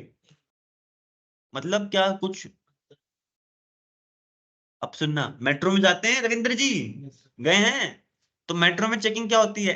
ए- अंदर आते हुए होती है, बाहर जाते हुए होती है? दोनों टाइम होती है। अरे तुम घुसते हो, तुम्हारी बाहर जाते हुए भी चेकिंग होती है? तुम्हारी होती होगी, बता दो। हैं? नहीं, मैं समझना, रियल लाइफ एग्जांपल। आप दोनों तरफ भी लगा सकते हो, कोई प्रॉब्लम नहीं, रिक्वायरमेंट के हिसाब से। अरे उनको पता है एक बार अगर मेट्रो में आ गया तो चेकिंग होने के बाद ही आएगा, यानी हथियार वथियार नहीं है तो बाहर जाते हुए चेक क्यों करेंगे जब हमने आते हुए चेक किया हुआ है। अगर कोई स्ट्रिक्ट मामला है कि भाई अंदर आके कुछ चोरी करके जा रहा है बंदा बाहर से, आप क्या होता है, मॉल में जाते हो, तो मॉल में अंदर आते ही भी आपकी चेकिंग होती है, बाहर जाते हुए भी चेक, क्योंकि उनको पता है बंदा खाली हाथ तो आएगा बट कोई हथियार वथियार लेकर ना आ जाए, और यहाँ से बाहर जा रहा है तो कुछ सामान उठा के ना ले जा ले। इसलिए उन्हें दोनों टाइम लगानी पड़ती है, मानते हो? अब मेट्रो में दोनों टाइम तो लगाते हैं, वो तो उनकी रिक्वायरमेंट क्या थी, एक बार अंदर आ गए तो हमने यहाँ पर चेक कर लिया इनके पास हथियार नहीं है, यहाँ से क्या ही चोरी करेंगे, ट्रेन थोड़ी ले जा पाएंगे। मानते हो? ठीक है, अब समझना। तो अगर आप मेट्रो की चेकिंग में एग्जिट लेते हुए डाल दूं तो फायदा होता है या खराब होता? आप खुद लॉजिकली सोचो, क्यों खराब होता? बंदा घुस ही गया, वो भीतर आ गया भाई, आतंकी हमला कर देगा, चला जाएगा, ये लो, वो तो कम करनी आया था। अगर हम उसे अंदर आने से पहले ही रोक देते तो वो हमला नहीं हो पाता। मानते हो? तो जिस तरीके से आप, अब आपके ऊपर होता है कि ACL आपको अंदर आते हुए ट्रैफिक की लगानी है यानी इनबाउंड, या तो उस इंटरफेस से बाहर जाते हुए लगानी है आउटबाउंड। आपके ऊपर डिपेंड करता है कि आप क्या देख रहे हो, कि भाई मेरे नेटवर्क का कोई भी बंदा बाहर ट्रैफिक भेजे तो पहले ACL मैच हो। ठीक है, मेरे नेटवर्क में कोई भी ट्रैफिक आ रहा है तो पहले आउटबाउंड की ACL मैच होगी, ये अलाउड है इस इंटरफेस से आउट करते हुए डेटा। इनबाउंड आउटबाउंड समझ में आया? Yes. R1 है, समझिएगा। R1 के पास 4 इंटरफेस लगा रखे हैं। अब मैंने एक इंटरफेस में आप इनबाउंड भी लगा सकते हो, इनबाउंड यानी अंदर जो भी नेट इस इंटरफेस में डेटा आ रहा है, और इसी इंटरफेस में मैं आउटबाउंड का ट्रैफिक भी लगा सकता हूँ कि इस इंटरफेस से कोई ट्रैफिक आउट हो रहा हो तो उसमें भी ACL परफॉर्म हो सकती है। तो दिस इज इनबाउंड यानी ट्रैफिक अंदर आते हुए इस इंटरफेस में, और आउटबाउंड यानी इस इंटरफेस से एग्जिट लेते हैं। ठीक है, अब आप हर इंटरफेस में इनबाउंड और आउटबाउंड लगा सकते हो अपने हिसाब से, जो आपको पसंद है। आप इनबाउंड भी लगा सकते हो और आउटबाउंड भी लगा सकते हो। तो ACL इफेक्ट नहीं लेगी अगर आपने उसको कहां पर अप्लाई नहीं किया, इंटरफेस में। और आपको ये भी बताना पड़ेगा ये इनबाउंड ट्रैफिक चेक करने वाली है या आउटबाउंड ट्रैफिक चेक करने वाली है। ठीक है, ठीक है सर, 3 पॉइंट याद रख लोगे। डन है। तो देखो हमने वही चीज बना रखी थी यहाँ पर ACL, जो हमारी रिक्वायरमेंट थी उसी के हिसाब से ACL थी भाई। ये नेट अगर पैकेट, जो भी पैकेट हमारे राउटर या नेटवर्क से कनेक्टेड है हमारे, इसके पास एक पैकेट आया, अभी पैकेट पहले आगे फॉरवर्ड नहीं करेगा, पहले ACL चेक करेगा। अरे जो इस पैकेट में सोर्स IP है क्या वो मैच कर रही है इसमें, हाँ मैच कर रही है, तो क्या करना है हमें, परमिट। तो उसने परमिट कर दिया, फिर राउटर यहाँ पर राउटिंग टेबल देख के आगे चीजें फॉरवर्ड करेगा। अब हमने यहाँ पर देखा अगर सोर्स IP इस नेटवर्क की है 192.168.2.0 का आ रहा है, तो हमें क्या करना है, परमिट करना है, डिनाई करना है ना। तो देखो ये नेटवर्क तो यहाँ पर था राउटर के, तो हमने इस तरफ ही हमने यहाँ पर इनबाउंड लगा रखी है, तो समझ रहे हो। तो ये इनकमिंग का ट्रैफिक चेक करेगा, आउटगोइंग का ट्रैफिक चेक नहीं करेगा। अगर आपने गलत डायरेक्शन पे लगा रखी है तो वो गलत काम करेगा। जैसे अगर मैंने बोल दिया मेट्रो वालों की हमने चेकिंग आउट एग्जिट लिखते हुए कर दिया, हमने तो चेकिंग लगा रखी है बट हमने गलत डायरेक्शन पे लगा रखी है, काम तो खराब हो जाएगा। समझ रहे हो ना। तो आपको सही दिशा में भी लगानी पड़ेगी ACL, जिस तरीके से बनाओगे उसी तरीके से सही दिशा में भी लगानी पड़ेगी। ठीक है चलो। हम्म आपने हम्म। ये जो सेकंड में कोई और आईपी है अपनी आईपी बदल के जाए तो फिर तो क्या ACL मैच ही नहीं कर पाएगी यार वो। तो फिर वो तीसरी कंडीशन क्या थी, अगर सोर्स IP कुछ भी हो कोई और भी हो इन दोनों को छोड़ के, तो क्या होना है, परमिट, तो वो परमिट हो जाएगा, परमिट क्या हो जाएगा। क्यों हो पाता है, आपकी गवर्नमेंट ने बैन तो कर रखी है, ऐसी बैन करी होगी अगर हमारे कंपनी हमारे नेटवर्क के बंदे ये वाली साइट ना खोल पाए, बंदे VPN चलाते हैं फिर खोल पाते हैं। क्यों, क्योंकि भाई VPN अपनी आपकी आइडेंटिटी हाइड कर देता है, एक दूसरी IP लगा देता है और डेटा भी इनक्रिप्ट कर देता है। ठीक है, क्लियर।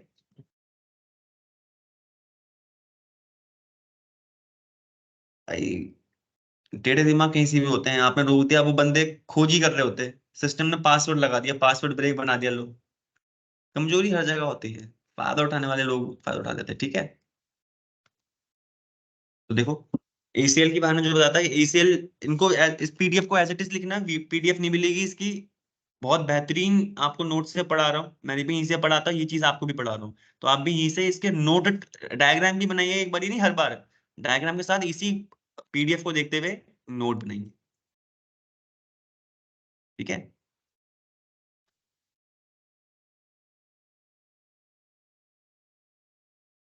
तो हमने यहाँ पढ़ा था ACL हम ग्लोबल कॉन्फ़िगरेशन मोड में बनाते हैं, इंटरफेस पर लगाते हैं, डायरेक्शन भी बतानी पड़ेगी, ये तीनों इंपॉर्टेंट है। ACL कैसी बनी हुई होती है, ACL कंटेन वन और मोर, ACE क्या होती है, एक्सेस कंट्रोल एंट्रीज, एंट्रीज थी ना 1 2 3, जो भी जितनी भी एंट्री एक से अधिक होनी चाहिए, एक होनी चाहिए या एक से अधिक। ठीक है, when router check the packet, अब सुनना, आपने ACL बना दी, ठीक है, राउटर में आपने यहाँ पर इनकमिंग का लगा दिया, तो राउटर क्या करता है एक एक करके एंट्री टॉप से लेके बॉटम तक क्या करता है वो चेक करता है, जो भी एंट्री वहां पर मैच हो गई तो वो एग्जीक्यूट हो जाती है, बाकी एंट्री क्या हो जाती है, रुक जाती है। तो देखो when a router check a packet against an ACL, एक पैकेट रिसीव हुआ राउटर के पास, तो वो क्या करता है वो ACE जो जिस भी ऑर्डर में होती है वो top to bottom entry follow करता है। हमने ACL बनाई थी ACL 1 के नाम से, तो वो किस ऑर्डर में करता है, पहले पहली एंट्री चेक करेगा, फिर दूसरी, फिर तीसरी, फिर चौथी, तो वही बोल रहा है कि वो जो एंट्री चेक करेगा वो टॉप टू बॉटम की वे में चेक करेगा, नहीं रैंडमली चेक कर रहा है, एक सीक्वेंस में चेक करेगा। ठीक है, if the packet matches one of the ACE, अगर मैंने बोला पैकेट दूसरी एंट्री में मैच हो गया, तो यहाँ पर क्या होगा, जो भी आपने एंट्री में जो भी एक्शन लिखा हुआ था वो एग्जीक्यूट हो जाएगा, और बाकी एंट्रीज वो राउटर चेक नहीं करेगा। तो राउटर टेक द एक्शन जहां पर भी मैच हुआ है एंड स्टॉप प्रोसेसिंग द, ठीक है, all the entries below the matching entry will be ignored, जो बाकी की एंट्रीज है वो इग्नोर हो जाएगा, अपना काम करने जाएगा राउटर बाकी का। ठीक है, फिर जब नया पैकेट आएगा फिर वापस ACL चेक करेगा top to bottom, entry match हुई तो ठीक है, नहीं हुई तो जो भी एक्शन होगा वो परफॉर्म करेगा।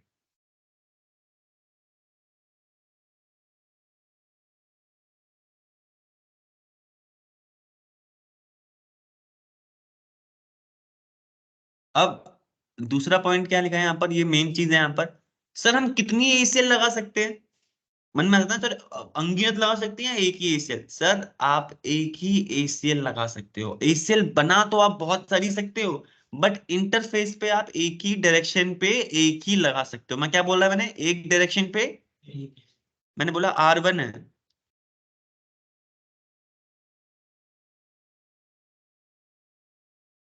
R1 है हमारा पॉइंट। तो मैंने इसमें दो डायरेक्शन होती है, इनबाउंड और आउटबाउंड। मैंने बोला पर डायरेक्शन आप एक एसीएल लगा सकते हो, यानी इनबाउंड के लिए भी एक एसीएल और इसी इंटरफेस में आउटबाउंड के लिए भी एक ही एसीएल अगर आप लगाना चाहते हो।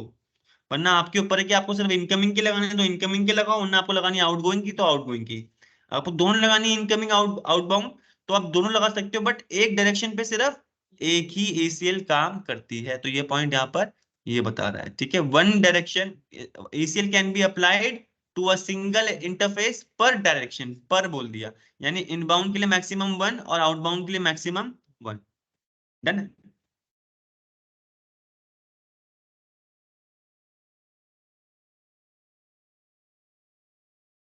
अब सर अब ये चीज आती है सर, अगर हमारी कोई भी एंट्री मैच नहीं करी, मैंने बहुत खूबसूरत से बहुत सारी एसीएल बना दी और एक भी एंट्री मैच नहीं करी, तब क्या होगा?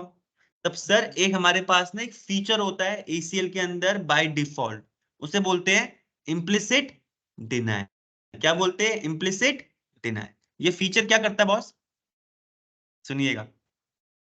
ये हमने एंट्रीज बना रही है यहाँ पर, ये ACL2 के नाम से ACL बनाई, ये सारी एंट्री डाल दी मैंने, ठीक है। मैंने बोला सुमित सर ये एक भी मेरा जो पैकेट था उसकी एक भी एंट्री मैच नहीं हुई, तब क्या होगा बताओ? सर तब एक फंक्शन पहले से होता है हमारे पास यहाँ पर,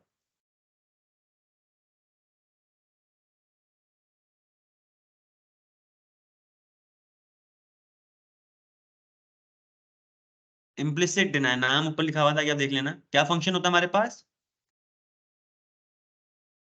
इम्प्लिसिट डिनाय। मतलब क्या, कुछ समझ में आया इस नाम से क्या हो रहा है? अगर एक भी एंट्री मैच नहीं हुई बाय डिफॉल्ट, वो फिर आपका राउटर क्या करेगा, एसीएल में ड्रॉप करता रहेगा, पैकेट ड्रॉप करता रहेगा। अगर वो वाला एक भी एंट्री मैच नहीं हुई इस पैकेट के साथ, तो बाय डिफॉल्ट इम्प्लिसिट डिनाय होता है, तो वो पैकेट क्या हो जाएगा, सिंपली ड्रॉप, डिनाय हो जाएगा। चाहे कोई भी आईपी हो, मैच एक्सेस इसमें नहीं हुई, तो भाई साहब मैं तेरे को परमिट नहीं कर सकता, देखो मैं परमिट नहीं कर सकता, बट मैं तो डिनाई कर सकता हूँ। तो आपके पैकेट डिनाई करने लग जाएगा, परमिट नहीं करेगा भाई, ठीक है। तो ये बाय डिफॉल्ट फंक्शन होता है इनबिल्ट ही। और ये कब इम्प्लाई होता है? जब एक भी एंट्री मैच नहीं होती एसीएल के अंदर की, एक भी। तो बाय डिफॉल्ट एक फंक्शन होता है इम्प्लिसिट डिनाई, ठीक है। What happen if the packet does not match any of the entries in ACL?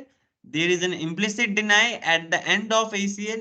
एक एंड ऑफ द ACL एक आपको दिखती नहीं है, बट पहले से वो फीचर है इम्प्लिसिट डिनाई। तो उससे क्या होता है, implicit deny router to tells the router to deny all the traffic that doesn't match any of the configured entries in ACL। यानी राउटर को बोलता है कोई भी एंट्री मैच नहीं हुई तो भाई साहब इसे डिनाई कर देना, यानी ड्रॉप कर देना, ठीक है रविंद्र जी।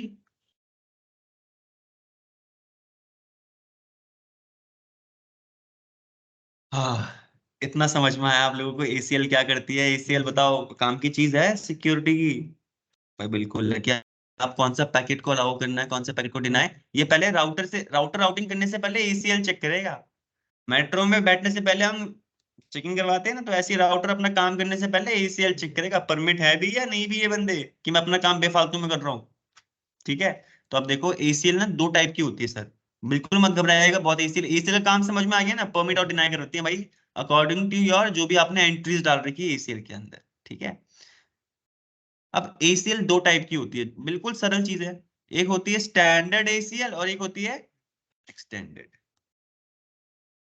ठीक है। स्टैंडर्ड के अंदर भी जो आप ACL बनाते हो दो तरीके से बना सकते हो, जो ACL बनाने की बात कर रहा हूँ, इम्प्लाई करने की नहीं, बनाने की।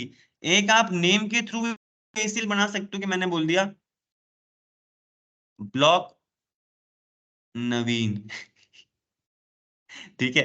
एक ACL बनाया, फिर मैंने उस ACL के अंदर क्या करा, नवीन की PC की IP को मैंने कर दिया, डिनाई कर दिया। इससे क्या होगा, मुझे जो मैं नाम बना रहा हूँ, ACL बनाने के दो दो टाइप की ACL होती है, स्टैंडर्ड ACL और एक्सटेंडेड। स्टैंडर्ड के अंदर दो तरीके ACL बनाने के, या तो नाम के तरीके से, या तो हम ऐसी ACL 1 दे दी मैंने, ये नंबर का तरीके से नाम ACL बनाई, और मैंने नाम के तरीके से एसीएल बनाई। जिस भी तरीके से आपको एसीएल बनानी है आपने बना दिया। स्टैंडर्ड नंबर एसीएल कौन सी हो जाएगी नवीन जी? ये वाली, हाँ। और स्टैंडर्ड नेम एसीएल कौन सी हो जाएगी? जो आप नाम से आइडेंटिफाई करते हो एसीएल। ऐसे ही एक्सटेंडेड में भी दोनों तरीके हैं, या तो आप नेम नंबर के थ्रू कर सकते हो एसीएल, या तो नाम के थ्रू। जैसे बनाने की बातें हो रही हैं कि एसीएल बनाए कैसे, अभी इम्प्लाई नहीं, बनाने वाली बात है। क्या बात है, हाँ तुम पहले ही पढ़ लेते हो यार, बिल्कुल सही। तो देखो अभी स्टैंडर्ड में समझ में आया, स्टैंडर्ड भी दो तरीके से बना सकते हैं, और एक्सटेंडेड भी दो सेम तरीके, नेम्ड एसीएल या नंबर एसीएल। अरे बहुत सरल है। अब शुरुआत करते हैं हम किससे, आज की क्लास किसमें पढ़ेंगे हम? स्टैंडर्ड एसीएल पढ़ेंगे। सर स्टैंडर्ड एसीएल सिर्फ एक ही पैरामीटर पे चेक करती है, पैरामीटर यानी देखो अब मेट्रो में आते तो सिर्फ वो चेक करते हैं, इसके बाद चाकू नहीं होना चाहिए, सिर्फ चाकू, एक ही पैरामीटर है, चाकू नहीं होना चाहिए, या बंदूक नहीं होनी चाहिए, एक पैरामीटर, ऐसा नहीं बंदूक चाकू, एक ही पैरामीटर है, हथियार नहीं होने चाहिए, उसके बाकी कुछ भी हो, ड्रग्स ले जा रहा हो, कुछ भी कर रहा हो, कोई दारू पी के आ रहा हो, कोई नहीं, सिर्फ बंदूक नहीं होनी चाहिए। तो स्टैंडर्ड भी एक ही काम करती है, सिर्फ एक ही पैरामीटर पे काम करती है, वो क्या है हमारे, सिर्फ वो सोर्स आईपी के बेस में ही चेक कर पाती है। बट जो एक्सटेंडेड एसीएल थी, उसमें हमारे पास और भी पैरामीटर ऐड हो गए। सिर्फ सोर्स तो आप चाहो तो सोर्स भी कर सकते हो, आप चाहो तो डेस्टिनेशन आईपी भी कर सकते हो, आप चाहो तो दोनों के बेस में भी करवा सकते हो। सेम सोर्स पोर्ट और डेस्टिनेशन पोर्ट दोनों को अलग अलग भी कर सकते हो और एक साथ भी कर सकते हो, अकॉर्डिंग टू योर नीड। ठीक है, स्टैंडर्ड सिर्फ किस पे काम करती थी? सोर्स आईपी पे। और extended source IP, destination IP, source port and destination port sir दोनों में काम करती है। सर और भी पैरामीटर होते हैं एक्सटेंडेड के अंदर, सीसीएनए में सर हम क्या जानेंगे, source IP and destination port, और ये प्रोटोकॉल के बेस में भी, टीसीपी आईपी प्रोटोकॉल है, आईपी प्रोटोकॉल है, कौन से प्रोटोकॉल के बेस में भी हम करवाएंगे, ठीक है। बट बहुत सारे पैरामीटर्स और होते हैं एक्सटेंडेड के अंदर, है ना।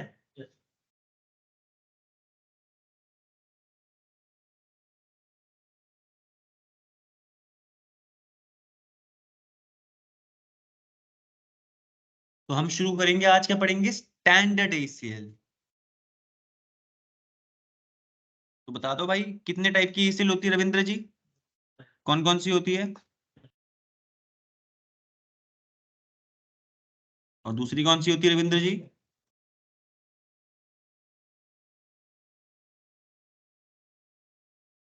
स्पेलिंग गलत है मेरी नीचे की। ठीक है, स्टैंडर्ड एसीएल बनाने के कितने तरीके होते हैं? नेम भी तो होता है, और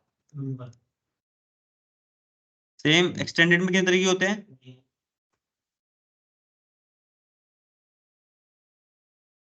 स्टैंडर्ड एसीएल किस पैरामीटर में काम करती है सिर्फ?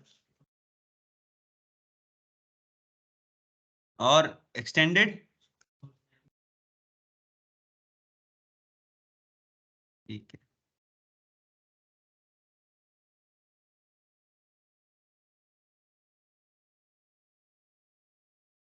ठीक है। तो अभी हम क्या पढ़ने वाले हैं, आज हम स्टैंडर्ड ही करेंगे। यानी सिर्फ कौन से पैरामीटर में काम होगा? सिर्फ सोर्स पे काम करती है सर, ये डेस्टिनेशन नहीं कर पाती। ठीक है, तो देखो, standard ACL matches traffic based only on the source IP address of the packet। अरे ये बंदा अलाउड है या नहीं, कहाँ भेज रहा है, इससे मैटर नहीं कर रहा। रविंद्र जी अलाउड है या नहीं, नवीन जी अलाउड है या नहीं, सुमित जी अलाउड है या नहीं। यानी सिंगल पैरामीटर है सोर्स आईपी, जो भी पैकेट आ रहा है उसकी सोर्स की आईपी चेक की जाएगी सिर्फ, क्या वो सोर्स की आईपी या नेटवर्क अलाउड है या नहीं। ठीक है, और बनाने की भी दो तरीके होते हैं, मैंने बताए थे। नंबर एसीएल कैसे आइडेंटिफाई करते हैं सर, जैसे ACL1 ACL2, ये नंबर का तरीका है, ठीक है। और नेम्ड एसीएल में आपको दिख जाएगा ब्लॉक बॉब, ब्लॉक नवीन जी, ब्लॉक सुमित जी, ब्लॉक रविंद्र जी, ब्लॉक रवि जी, ठीक है, जिस भी परमिट, ये परमिट वो, ठीक है, नाम से होगी वो। अब ये बहुत इंपॉर्टेंट कंसेप्ट है, सुनना। Different type of ACL have different type of ranges. अब जो आपके नंबर एसीएल, सबसे पहले हम किससे शुरू कर रहे हैं, नंबर एसीएल से। तो नंबर एसीएल सर हम रैंडमली कोई भी नंबर सकते हैं, ACL1 2 3 नहीं सर, एक इसकी रेंज है। Different type of ACL uses different type of ranges. तो देखो बहुत सरल है, इसको कॉपी में जरूर लिखना। Standard ACL can only use 1 से लेके 99 नंबर और 1300 से लेके 1999 के नंबर ही यूज कर सकते हैं। ऐसा नहीं है 100 एसीएल 100 बना दोगे तो स्टैंडर्ड यूज कर लोगे, नहीं सर, गलत हो जाएगा ये। ठीक है, स्टैंडर्ड एसीएल में जो अगर आप नंबर एसीएल चुन रहे हो तो आप एसीएल के जो नंबर 1 से लेके 99 और 1300 से लेके, ठीक है,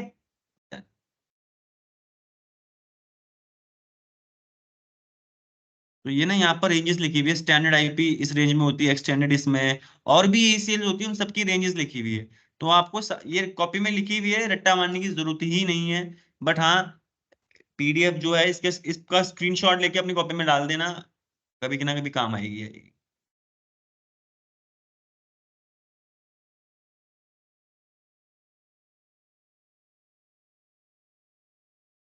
अब आते हैं सुमित सर, एसीएल बनाना बताओ थोड़ा। एसीएल के बारे में बता दिया है, स्टैंड टाइप्स बता दी है, किस पैरामीटर में काम करती है, अब एक बार थोड़ा बता कैसे कॉन्फ़िगर करना है ये बता दो। ठीक है, तो अभी हम क्या कर रहे हैं, नंबर एसीएल बना रहे हैं। क्या बना रहे हैं, स्टैंडर्ड में भी हम कौन सी एसीएल ले रहे हैं बॉस, नंबर। ठीक है, स्टैंडर्ड में जो अभी हम पढ़ रहे हैं करंटली, कौन से पढ़ रहे हैं, नंबर के तरीके से। तो रविंद्र जी, नंबर एसीएल हम कौन कौन सी यूज कर सकते हैं स्टैंडर्ड में, नंबर कौन कौन से यूज कर सकते हैं।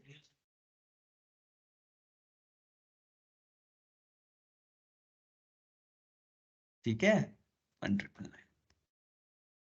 बस वो करते हैं। तो देखो कमांड क्या है, बिल्कुल मत घबराइएगा, बहुत सरल है। आपको यहाँ पर लगेगा कि सुमित सर क्या लिख दिया, अरे बहुत सरल है, इसमें एक ही चीज लिखी हुई है अलग अलग तरीके से। ठीक है, तो देखो मैं कहा हम एसीएल कौन से मोड में बनाते हैं, तो यहाँ पर देखो मैं R1 के कौन से मोड में हूँ, इतना क्लियर हो गया, किसी इंटरफेस के अंदर नहीं, ग्लोबल मोड में बना रहे हैं। फिर हम ये जो डार्क डार्क लिखे हुए तो हमारे वो है ऑप्शंस हैं। एक्सेस लिस्ट से आप एक्सेस लिस्ट बनाने की कमांड डालते हो, पहली कमांड क्या आएगी, एक्सेस हाइफन लिस्ट। फिर जो अगर आप नंबर इसलिए बना रहे हो तो आपने नंबर देना पड़ेगा, यहाँ पर 1 2 3 जो भी इस रेंज के अंदर आएगा वो नंबर दे सकते हो। ठीक है, तो यहाँ पर नंबर दे देंगे। फिर इसने डिनाई या परमिट एक्शन बता रहे हैं, क्या डिनाई करना है या परमिट, इनमें से एक चुन लो। और यहाँ बोल दिया आईपी एड्रेस, हमारी जो स्टैंडर्ड एसीएल है वो किस पे काम करती है, तो यहाँ पर जो आईपी आएगी वो सोर्स की आईपी आएगी। और उसके बाद यहाँ पर क्या है, हम यहाँ पर हम सबनेट मास्क नहीं यूज करते, जैसे हम आप कहाँ वाइल्ड कार्ड मास्क यूज करते थे हम, EIGRP में, और बिल्कुल ऐसे ही आप एक्सेस लिस्ट में भी वाइल्ड कार्ड मास्क यूज करेंगे। ठीक है, Done। तो देखो पहली एंट्री पढ़ते हैं, पहली एंट्री क्या बता रही है, ये पहली की 3 एंट्री एक ही चीज बता रही है बट लिखने के 3 अलग अलग तरीके बता रखे हैं। ठीक है, एक ही चीज बता रही है बट लिखने के 3 अलग अलग तरीके बता रखे हैं, सेम। दूसरी भी यहाँ पर एक ही चीज बता रही है बट लिखने के 2 तरीके बता रखे हैं, जो भी आपको समझ में आए अभी समझाते हैं। ठीक है, तो पहला देखते हैं, पहला तरीका क्या बोल रहा है। क्या बोला है इसने, एक एक्सेस लिस्ट बना रहा है, ये कौन सी एसीएल है, ये इससे पता चल जाएगा, ACL1 के नाम से एक एसीएल बनेगी। इसकी पहली एंट्री में क्या बोल रहा है, डिनाई करना है। किसको डिनाई करना है, जिसकी सोर्स आईपी, अगर वाइल्ड कार्ड मास्क किए तो सबनेट मास्क क्या हो जाएगा इसका,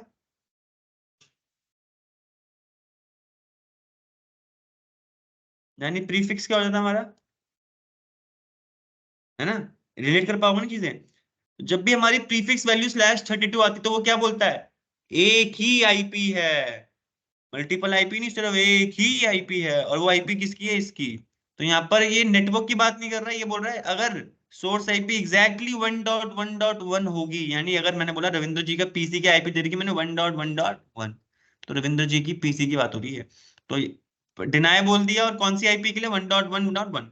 ठीक है, दूसरी कमांड क्या, आप सिर्फ 1.1.1 भी डाल सकते हो, जरूरी नहीं है, बट मैं आपको प्रेफर करूंगा वाइल्ड कार्ड मास्क डाल के बताइएगा। तीसरी कमांड, जब हम सोर्स एक सिंगल आईपी की बात कर रहे हैं ना, एक नेटवर्क की बात तो नहीं कर रहे, सोर्स आईपी एड्रेस को देख के कर रहे हैं, तो यहाँ पर किस पे बात हो रही है, अगर आप सिंगल एक नेटवर्क की बात नहीं कर रहे, आप बोल रहे हो एक इस नेटवर्क के अंदर ये पर्टिकुलर बंदा है, तो आप वहां पर आप होस्ट कमांड डाल के बता सकते हो कि भाई मैं एक ही सिंगल आईपी की बात कर रहा हूँ, जिसकी आईपी एड्रेस क्या है, 1.1.1। ये तीनों चीज एक ही चीज बता रही है। ठीक है, तो ये नहीं कि 3 बार लिखनी पड़ेगी, पहली एंट्री में से आप कुछ भी लिख लो, इनमें से एक ही लिखनी है, ये तीनों चीजें अलग अलग लिख रही है बट काम एक ही कर रही है, कि भाई जो जिसकी भी आईपी 1.1.1 है वो क्या है, उसे ब्लॉक करना है, डिनाई करना है। ठीक है, या तो आप होस्ट कमांड डाल के वो सिंगल आईपी बता दो तो वाइल्ड कार्ड मास्क लिखने की जरूरत नहीं पड़ती, या तो आप बिना होस्ट के आईपी बता दो और वाइल्ड कार्ड मास्क दे दो /32 का, तो सिंगल आईपी पता चल जाएगी। ठीक है। दूसरी एंट्री क्या हमने क्या बतानी है यहाँ पर, ये वाली एक्सेस लिस्ट वन के अंदर दूसरी एंट्री इसी लिस्ट के अंदर आएगी, नहीं थोड़ी है। एक्सेस लिस्ट वन परमिट करना, क्या बोल दिया, एनी सोर्स आईपी कोई भी हो वो तो देखो एक एसीएल बनेगी ऐसे, एक एसीएल वन के नाम से एक एसीएल बनेगी।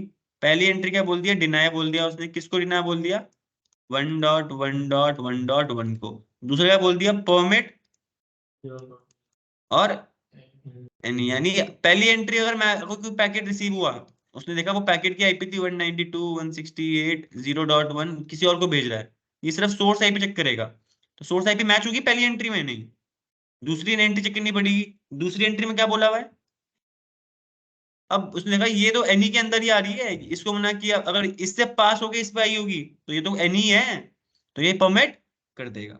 ठीक है। ये तीसरी मैच होगी ना यहाँ पर एंट्री, तो यहीं पर एग्जीक्यूशन रुकी, जो भी एक्शन लिखा हुआ था परमिट, तो उस पैकेट को आगे परमिट कर देगा। अगर इनमें से एक भी एंट्री मैच नहीं होती तो आखिरी में क्या होता है, इम्प्लिसिट, बट हमने यहाँ पर परमिट एनी लिखा हुआ तो यानी मैच तो होनी ही पड़ेगी। नहीं नहीं, इसमें देखो ना, यहाँ पर देखो ना, नहीं नहीं, परमिट यानी परमिट है या डिनाई करना है, दो ही एक्शन होते हैं, या तो परमिट या तो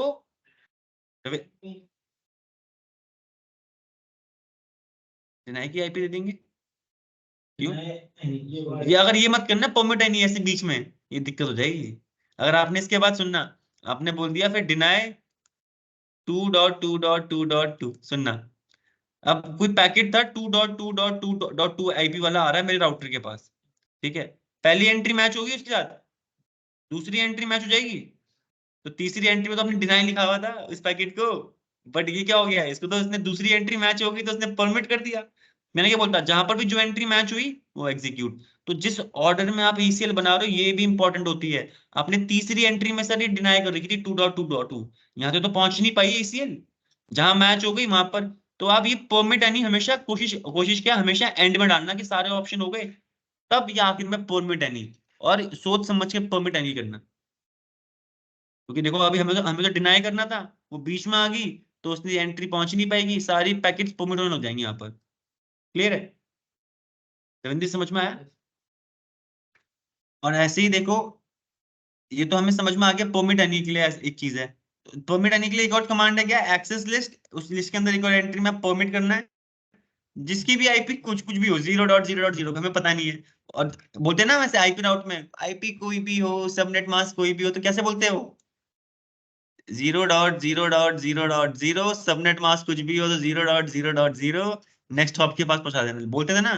तो यहाँ पर हमें ब्लॉक करना है, देखो हमें एनी वाला बताना है, या तो आप क्या बोलोगे, परमिट 0.0.0 आईपी कुछ भी हो, सबनेट मास्क नहीं लिखते हैं, लिखते हैं वाइल्ड कार्ड मास्क, तो 0.0.0 क्या, वाइल्ड कार्ड मास्क क्या होता है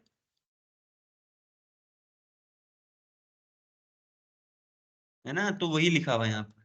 ठीक है रविंद्र जी, नवीन जी, ये दोनों, ये तीनों एंट्री ऊपर की एक ही चीज बता रही है, दोनों एंट्री एक ही चीज बता रही है। ठीक है। पहली एंट्री में से एक आ जाएगी, दूसरी एंट्री में से एक आ जाएगी। अब तीसरी चीज क्या बता रही है यहाँ पर देखो, access list one remark, sir ये एंट्री नहीं है, ये एक तरीके से डिस्क्रिप्शन है जो आप एसीएल में पढ़ पाओगे कि भाई एसीएल बनाई क्यों थी। डबल हैश के अंदर आपने क्या लिखा हुआ है, ब्लॉक बॉब फ्रॉम अकाउंटिंग, तो आपने एसीएल इसलिए बनाई थी, रिमार्क लिखा हुआ है कि एसीएल बनाई क्यों थी भाई, कमांड देखो तो समझ में आ जाएगा, डिनाई परमिट, वहां पर आप ये भी मेंशन रिमार्क भी डाल सकते हो, जैसे रिपोर्ट कार्ड में रिमार्क डालते थे ना टीचर्स आखिरी में कि बच्चा बहुत बातूनी है, क्लास में नहीं आता, टॉपर है, थोड़ा खेलने कूदने के लिए बोलो, रिमार्क क्या होता है, यही तो होता है। तो ऐसे ही आप एसीएल में रिमार्क भी डाल सकते हो, ये एंट्री नहीं होती एक तरीके से, आपको बताने के लिए कि ये एसीएल क्या काम कर रही है, अगर आप बताना चाहोगे तो। तो ये आखिरी वाली चीज रिमार्क के लिए डिस्क्रिप्शन एक तरीके से, तो ये एक्सेस लिस्ट वन रिमार्क, और ये जरूरी नहीं है डबल हैश लो, ये तो एक सुंदरता दिखाने के लिए है, ये सुंदरता दिखाने के लिए है, बट अगर आप ऐसे बनाओगे तो आपको समझ में आ जाएगा, ये डबल हैश भी दिखेंगे और ये भी दिखेगा। ठीक है, क्लियर है।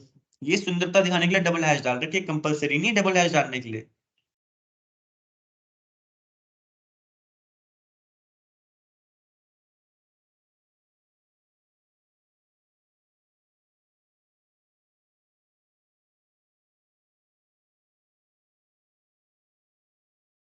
अब यहाँ पर देखो, अब आराम से पढ़ो। यहाँ पर अभी ऐसी एक नंबर एसीएल बना रखी है यहाँ पर, ठीक है, इनको पढ़ेंगे आराम से। तो कॉन्फ़िगरेशन लिखते रहना। तो देखो हम किस पे काम कर रहे हैं, स्टैंडर्ड की नंबर एसीएल क्या कर रहे हैं हम अभी, पर एसीएल, ठीक है। तो सर यहाँ पर कोई रिक्वायरमेंट होगी उसी के हिसाब से बनाओगे। अभी तो आपको सिर्फ कमांड बता रहा हूँ, रिक्वायरमेंट के हिसाब से हम क्या बनाते हैं, एसीएल, ठीक है। तो देखो इसको पहली चीज लिखी, हम ग्लोबल मोड में दिख गई पहली लाइन, एक्सेस लिस्ट वन एक एसीएल बन जाएगी तुरंत। आगे कमांड कंटिन्यू है। पहली एंट्री में क्या बोल दिया, डिनाई 1.1.1.1 जिसका सबनेट मास्क की है, वाइल्ड कार्ड मास्क की है। तो इससे पता चल जाएगा एक सिंगल आईपी की बात हो रही है इसकी, ठीक है। या तो आप होस्ट कमांड के बाद सिंपल एक आईपी डाल दोगे तो उसमें वाइल्ड कार्ड मास्क की जरूरत नहीं पड़ती, वो सिंगल होस्ट की बात हो रही होती है, ठीक है। दूसरी एंट्री क्या बोली इसने, एक्सेस लिस्ट वन परमिट 0.0.0 और वाइल्ड कार्ड मास्क, यानी जो भी हम वो बता करते हुए आते ना, तीन एंट्री एक ही बात बता रही है, दो एंट्री एक ही बात बता रही थी, ठीक है। तो वही चीज हमने यहाँ पर इंडिविजुअल लिख दी अब, और आखिरी में हमने रिमार्क डाला था यहाँ पर, ठीक है। ये हमने यही एंट्री बनाई थी अभी पिछली पीडीएफ में लिस्ट में। तो देखो ये तो हमने बना ली, हमने एक एसीएल बनाई एसीएल वन, उसके अंदर हमने तीन एंट्री डाल दी, ठीक है। पहली एंट्री, दूसरी एंट्री, तीसरा तो हमारा रिमार्क है बेसिकली, ठीक है। एंट्री नहीं है, क्या ये रिमार्क है, डन है। तो अब देखो यहाँ पर मैं क्या कमांड डाल रहा हूँ यहाँ पर नवीन जी, इससे क्या दिखेगा आपके हिसाब से, जितनी भी एसीएल आप अभी हमने एक ही एसीएल बनाई है, तो यहाँ पर एक ही एसीएल दिखेगा। अगर आपने दो एसीएल बना रखी होती तो दोनों एसीएल के बारे में इन्फॉर्मेशन, तीन एसीएल बना रखी होती तो तीनों एसीएल के बारे में इन्फॉर्मेशन, ठीक है। तो अभी हमने सिर्फ एक ही एसीएल बनाई है, डू कमांड लगा रहा था कि हम शो कमांड चला रहे हैं ग्लोबल मोड पे, इसलिए। तो यहाँ पर देखो क्या बोला इसने पहली चीज, एक standard IP access list one के नाम से एक एसीएल है, उसके अंदर कौन कौन सी एंट्री है, 10 20, जैसे सीक्वेंस नंबर होता है ना 1 2 3, तो यहाँ पर जो आपके यहाँ पर सीक्वेंस नंबर होते हैं, तो ये 10 20 30 इसके गैप से चल रहे होते हैं। बाद 1 2 3 4 5 जैसा लिखते हैं ना सीक्वेंस, पहली एंट्री दूसरी एंट्री, तो उसके लिए हमने 10 20 30 यहाँ पर 10 10 के गैप से लिखते हैं यहाँ पर, ठीक है। तो पहली एंट्री क्या बोली उसने, डिनाई करना है किसको, इस आईपी को, सोर्स आईपी। और दूसरी एंट्री क्या बोली, परमिट करना है एनी, डन है। तो इम्प्लिसिट डिनाई कभी काम ही नहीं कर पाएगा, क्योंकि अगर यहाँ पर परमिट एनी है तो हमेशा मैच करेगा वो। तो इम्प्लिसिट डिनाई हमेशा काम कर ही नहीं पाएगा, दूसरी एंट्री में हमेशा मैच होगा, हमेशा, ठीक है। अब अभी देखो वही है, do show IP access list, अभी बोल रहा है कि अब आपको जो भी आपने बनाई वही चीज यहाँ पर भी शो कर देगा, उसी चीज को। एक कमांड ये रही इसको, इसी चीज को शो करने की, दूसरी कमांड ये रही, ठीक है। अब देखो, अगर रनिंग कॉन्फ़िगरेशन में आपको देखना है तो डू शो रनिंग कॉन्फ़िग, एक पाइप वाला सिग्नल अपने पास यहाँ पर कीबोर्ड में आता है दबा के। रनिंग कॉन्फ़िग में सिर्फ आपको पूरी रनिंग कॉन्फ़िग नहीं देखनी, आपको सिर्फ उतना पार्ट देखना है जिसमें क्या इंक्लूड करा हुआ है, एक्सेस लिस्ट। तो आपके सामने जो चीज शो होगी रनिंग कॉन्फ़िग में, सिर्फ वही चीज शो होगी जिसमें भी क्या नाम आ रहा था, access list access list access list. तो पूरी लिस्ट में सिर्फ वही शो होगा जिसमें क्या आ रहा है, एक्सेस लिस्ट बना हुआ आ रहा है, ठीक है। देने तो कर दिया है, हम्म, पता नहीं किसके लिए कर रहा है। हाँ रिक्वायरमेंट होगी ना नवीन जी, 1.1.1 एक आईपी होगी किसी की। आईपी है हमारे सिस्टम की, हम्म, मतलब हाँ, कि यूट्यूब के लिए देने कर रहे हैं या सोर्स आईपी जो भेज रहा है उसके लिए। अभी अभी सोच लो, अभी अभी यूट्यूब इतना कंफ्यूज हो दो, इसने बोला कि भाई एक बंदा है जिसकी आईपी 1.1.1 है, उसको डिनाई करना है। तो सब बंदों को चेक कर रहे हैं, अपनी आईपी दिखाओ, अपनी आईपी दिखाओ, अपनी आईपी, अरे 1.1 मिल गया, डिनाई कर दो, किसी भी चीज के लिए हो। अभी बताऊंगा कहाँ अप्लाई करनी होती है, रिक्वायरमेंट के हिसाब से डिनाई कर रहे हो, ठीक है, क्लियर है। अभी होगा ही क्लियर थोड़ा सा और। अभी आपने एक एक्सेस लिस्ट बना दी थी, किस नाम से बनाई है, एसीएल, है ना, एसीएल वन, उसी एसीएल वन के अंदर आप एंट्रीज डलवाए जा रहे हो, ठीक है, इंडिविजुअल एंट्री डाल रहे हो, डन है।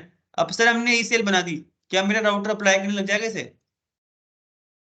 हाँ। तो आपने एसीएल तो बना दी बहुत खूबसूरत, जब तक आप अप्लाई नहीं, यानी इंटरफेस में अप्लाई नहीं करोगे तब तक ये एक्टिवेट नहीं होगी। तो देखो अब इंटरफेस में अप्लाई कैसे करने का है, जिस भी इंटरफेस में अप्लाई करना है R1 के, पहले उस इंटरफेस में जाना पड़ेगा, ठीक है। इंटरफेस gig0/0 है, तो मैंने इस इंटरफेस के अंदर जाऊंगा, देखो तो भी यहाँ पर क्या लिखा हुआ है, कन्फिग इफ, यानी मैं इंटरफेस के अंदर, जो भी इंटरफेस होगा, ठीक है। फिर उस इंटरफेस में आके कमांड चलानी है आपको, आईपी एक्सेस हाइफन ग्रुप, फिर जो भी एक्सेस जिसका नंबर था आपने वो डाल दिया है, और किस डायरेक्शन में करना है, इन और या आउट, इनकमिंग के लिए चेक करना है या इस इंटरफेस से आउट होते हुए चेक करना है।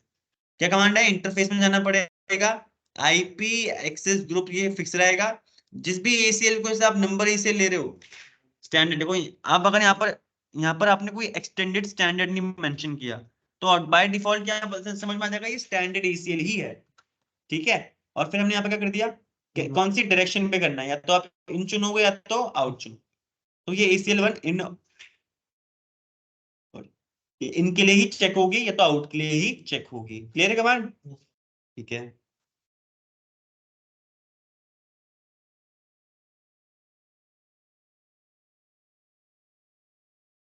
देखो ये हमने एक्सेस लिस्ट बनाई थी, यहाँ पर नंबर एसीएल बनाई थी, ठीक है।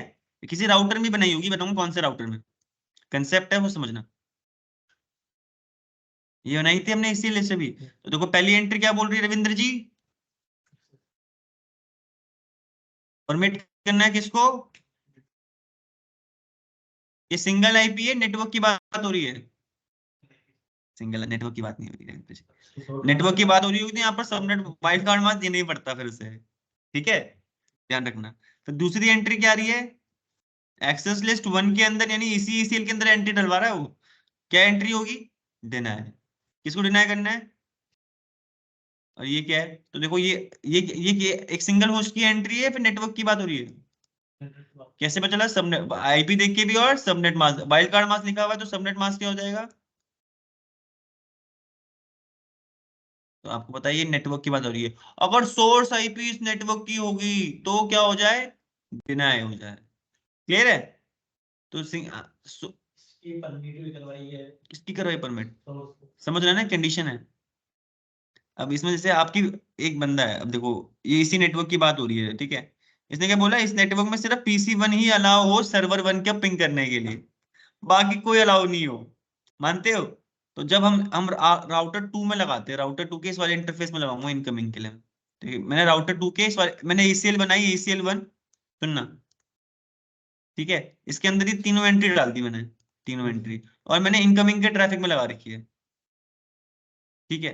तो सबसे पहली एंट्री क्या देखेगा वो, अगर ये अब ये पीसी वन डेटा भेज रहा है, पीसी वन अपनी आईपी लगाएगा, डेस्टिनेशन आईपी सर्वर वन की लगाएगा, जब ये पैकेट हमारे आर टू के पास पहुंचेगा इस इंटरफेस में, सबसे पहले क्या चेक होगा, एसीएल, एसीएल में सबसे पहले पहली एंट्री चेक होगी, पहली एंट्री क्या आ गई, अगर सोर्स आईपी ये है 192.168.1.1, तो क्या कर देना है, परमिट, ठीक है, तो ये परमिट हो गया है। वो बाकी एंट्री क्या हो जाएगी, स्किप हो जाएगी, देखते नहीं, इग्नोर कर देगा, तो ये पीसी वन तो पिंग कर पाएगा सर्वर वन के पास। अब पीसी टू भेज रहा है, ठीक है, पीसी टू को डेटा पहुंचा भाई, होते हुए राउटर वन से गया, राउटर टू के पास पहुंचा, इसमें एसीएल लगी हुई थी 102 वाली, तो पहली एंट्री चेक करी उसने, क्या ये सोर्स आईपी ये है, पीसी टू की आईपी ये 192.168.1.1 है, 1.2 है उसकी आईपी,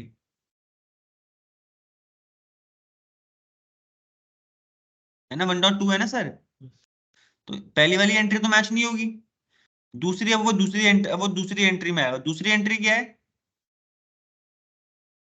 अगर सोर्स आईपी इस नेटवर्क की होगी तो क्या करना है, डिनाई, तो क्या सोर्स आईपी इस नेटवर्क की थी, तो वो क्या कर देगा, पीसी टू को डेटा भेजने नहीं देगा, बट पीसी वन को भेजने देगा।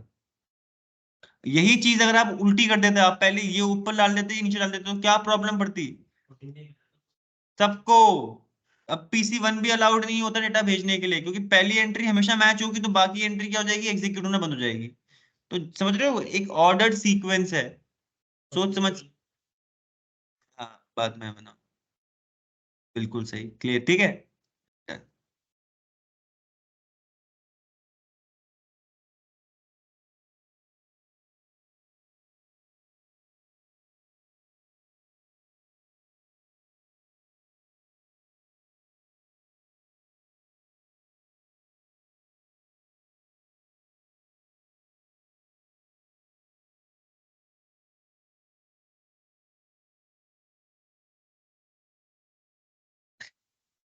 चलो ठीक, तो देखो एसीएल बनाई हमने यहाँ पर, एसीएल बना दी, समझ में आ गई एंट्री, अब अभी तक अप्लाई नहीं करी, तो मैं देखो क्या कहाँ अप्लाई करूंगा, इंटरफेस में जाऊंगा, जिस भी इंटरफेस में डालना है, जिस भी इंटरफेस में, अभी तो लिखा हुआ है आईपी एक्सेस ग्रुप कमांड होगी, फिर जो भी एसीएल लगानी है उसका नंबर दे दिया, अगर आप नंबर एसीएल का 1 ना देते तो 1 आ जाएगा, और किस डायरेक्शन में लगानी है, आउट जाते हैं। ठीक है, क्लियर। अब सुनना सर, स्टैंडर्ड एसीएल की कंडीशन ये होती है, स्टैंड वैसे बोला जाता है स्टैंडर्ड एसीएल आप डेस्टिनेशन के पास लगाओ, स्टैंडर्ड एसीएल आप लगाओ डेस्टिनेशन के पास। अब क्यों सर ये समझ नहीं आया, डेस्टिनेशन के पास क्या बोल रहे हो? अरे सुनना, अगर मैं यहाँ पर, ये हमारी लैब ये थी कंडीशन, ठीक है, हमें सर्वर 1 को सिर्फ पीसी 1 से ही पिंग करवाना था, कि पीसी 1 पिंग कर पाए, बाकी लोग इस पीसी ने कर पाए। अगर मैं ये एसीएल यहाँ लगा देता, R1 के gig0/1 पे लगा देता, तो क्या होता, कोई भी पैकेट सिर्फ R1 ही परमिट होता डेटा भेजने के लिए, बाकी कोई भी नेटवर्क का डेटा आगे नहीं भेज पाता, क्योंकि सिर्फ सोर्स आईपी में काम हो रहा है, कहाँ जा रहा है उसको कुछ मतलब नहीं। बट हमारी कंडीशन ये थी कि सर्वर 1 सिर्फ वही पिंग कर पाए जो पीसी, ये पीसी 1 ही कर पाए, इस नेटवर्क का कोई ना कर पाए। अगर हम यहाँ लगा दे, तो चाहे सर्वर 1 की बात हो रही है चाहे किसी की भी बात हो रही है, हाँ पीसी 1 का डेटा तो जाएगा, बट बाकी इस नेटवर्क का डेटा, इस नेटवर्क के पीसी, इस नेटवर्क यानी 192.168.1.0 का नेटवर्क का डेटा, किसी भी पीसी डेटा हमारे नेटवर्क के बाहर जा ही नहीं पाएगा। रेवंती समझ में आ रहे हो? तो स्टैंडर्ड एसीएल, क्योंकि सोर्स आईपी में काम करती है, आप डेस्टिनेशन जिसकी भी रिक्वायरमेंट है डेस्टिनेशन की, भाई सर्वर 1 वाले बंदे, ये बंदे एक्सेस करना चाहते हैं, ये बंदे को डिनाई करवाना चाहते हैं, तो हम क्या करते हैं, डेस्टिनेशन के पास लगाते हैं, डेस्टिनेशन के नीचे लगाते हैं हम स्टैंडर्ड एसीएल, और एक्सटेंडेड एसीएल हम लगाते हैं सोर्स के लिए। क्लियर है? Yes.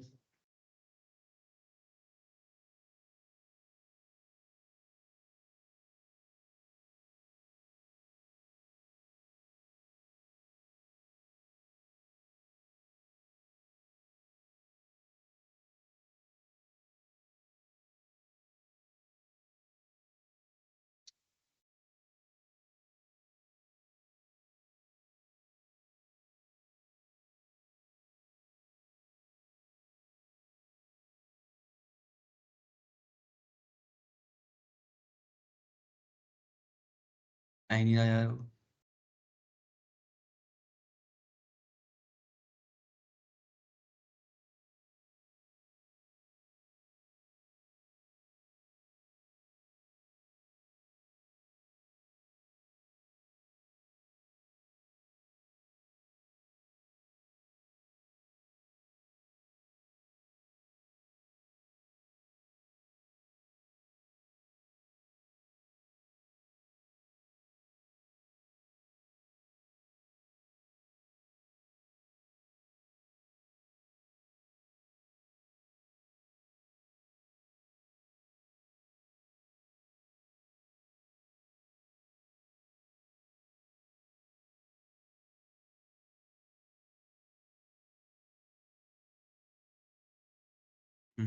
ठीक है, ठीक है। स्टैंडर्ड एसीएल हम का लगाते हैं सो डेस्टिनेशन के पास, इसे ध्यान रखिएगा। ठीक है, अब स्टैंडर्ड में भी नेम्ड का तरीका बताया था मैंने आप लोगों को, तो नेम के तरीके में कुछ सेम सिंपल तरीके है, बट कमांड थोड़ी अलग है। देखो कमांड देखिएगा,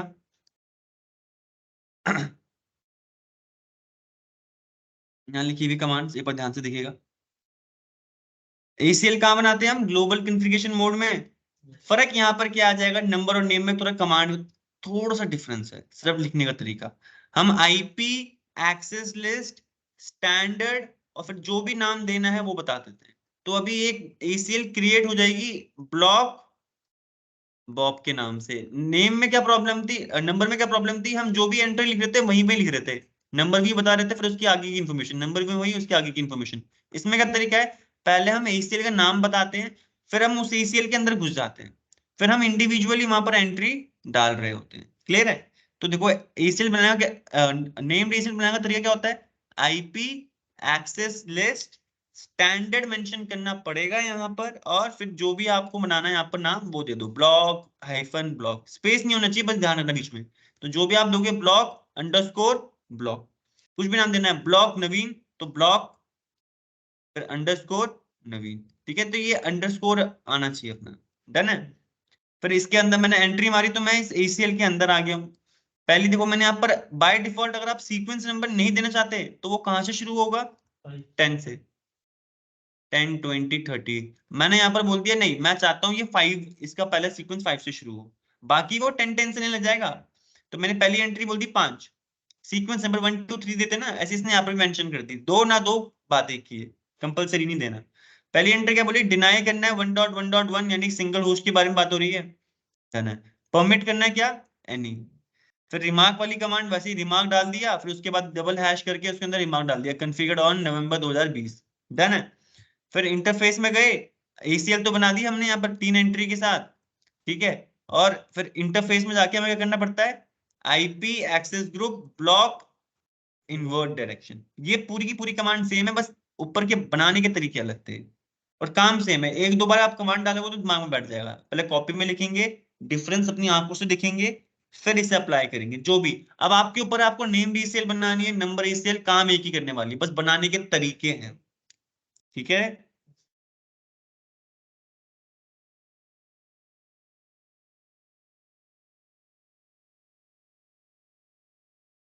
तो देखो ये ये नेम का तरीका है, वही चीज है कि डू शो रनिंग कॉन्फ़िग में जाके आप देख सकते हो कि सेक्शन इसमें एक्सेस लिस्ट आ रहा है, वहां पर भी मिल जाएगा, ठीक है।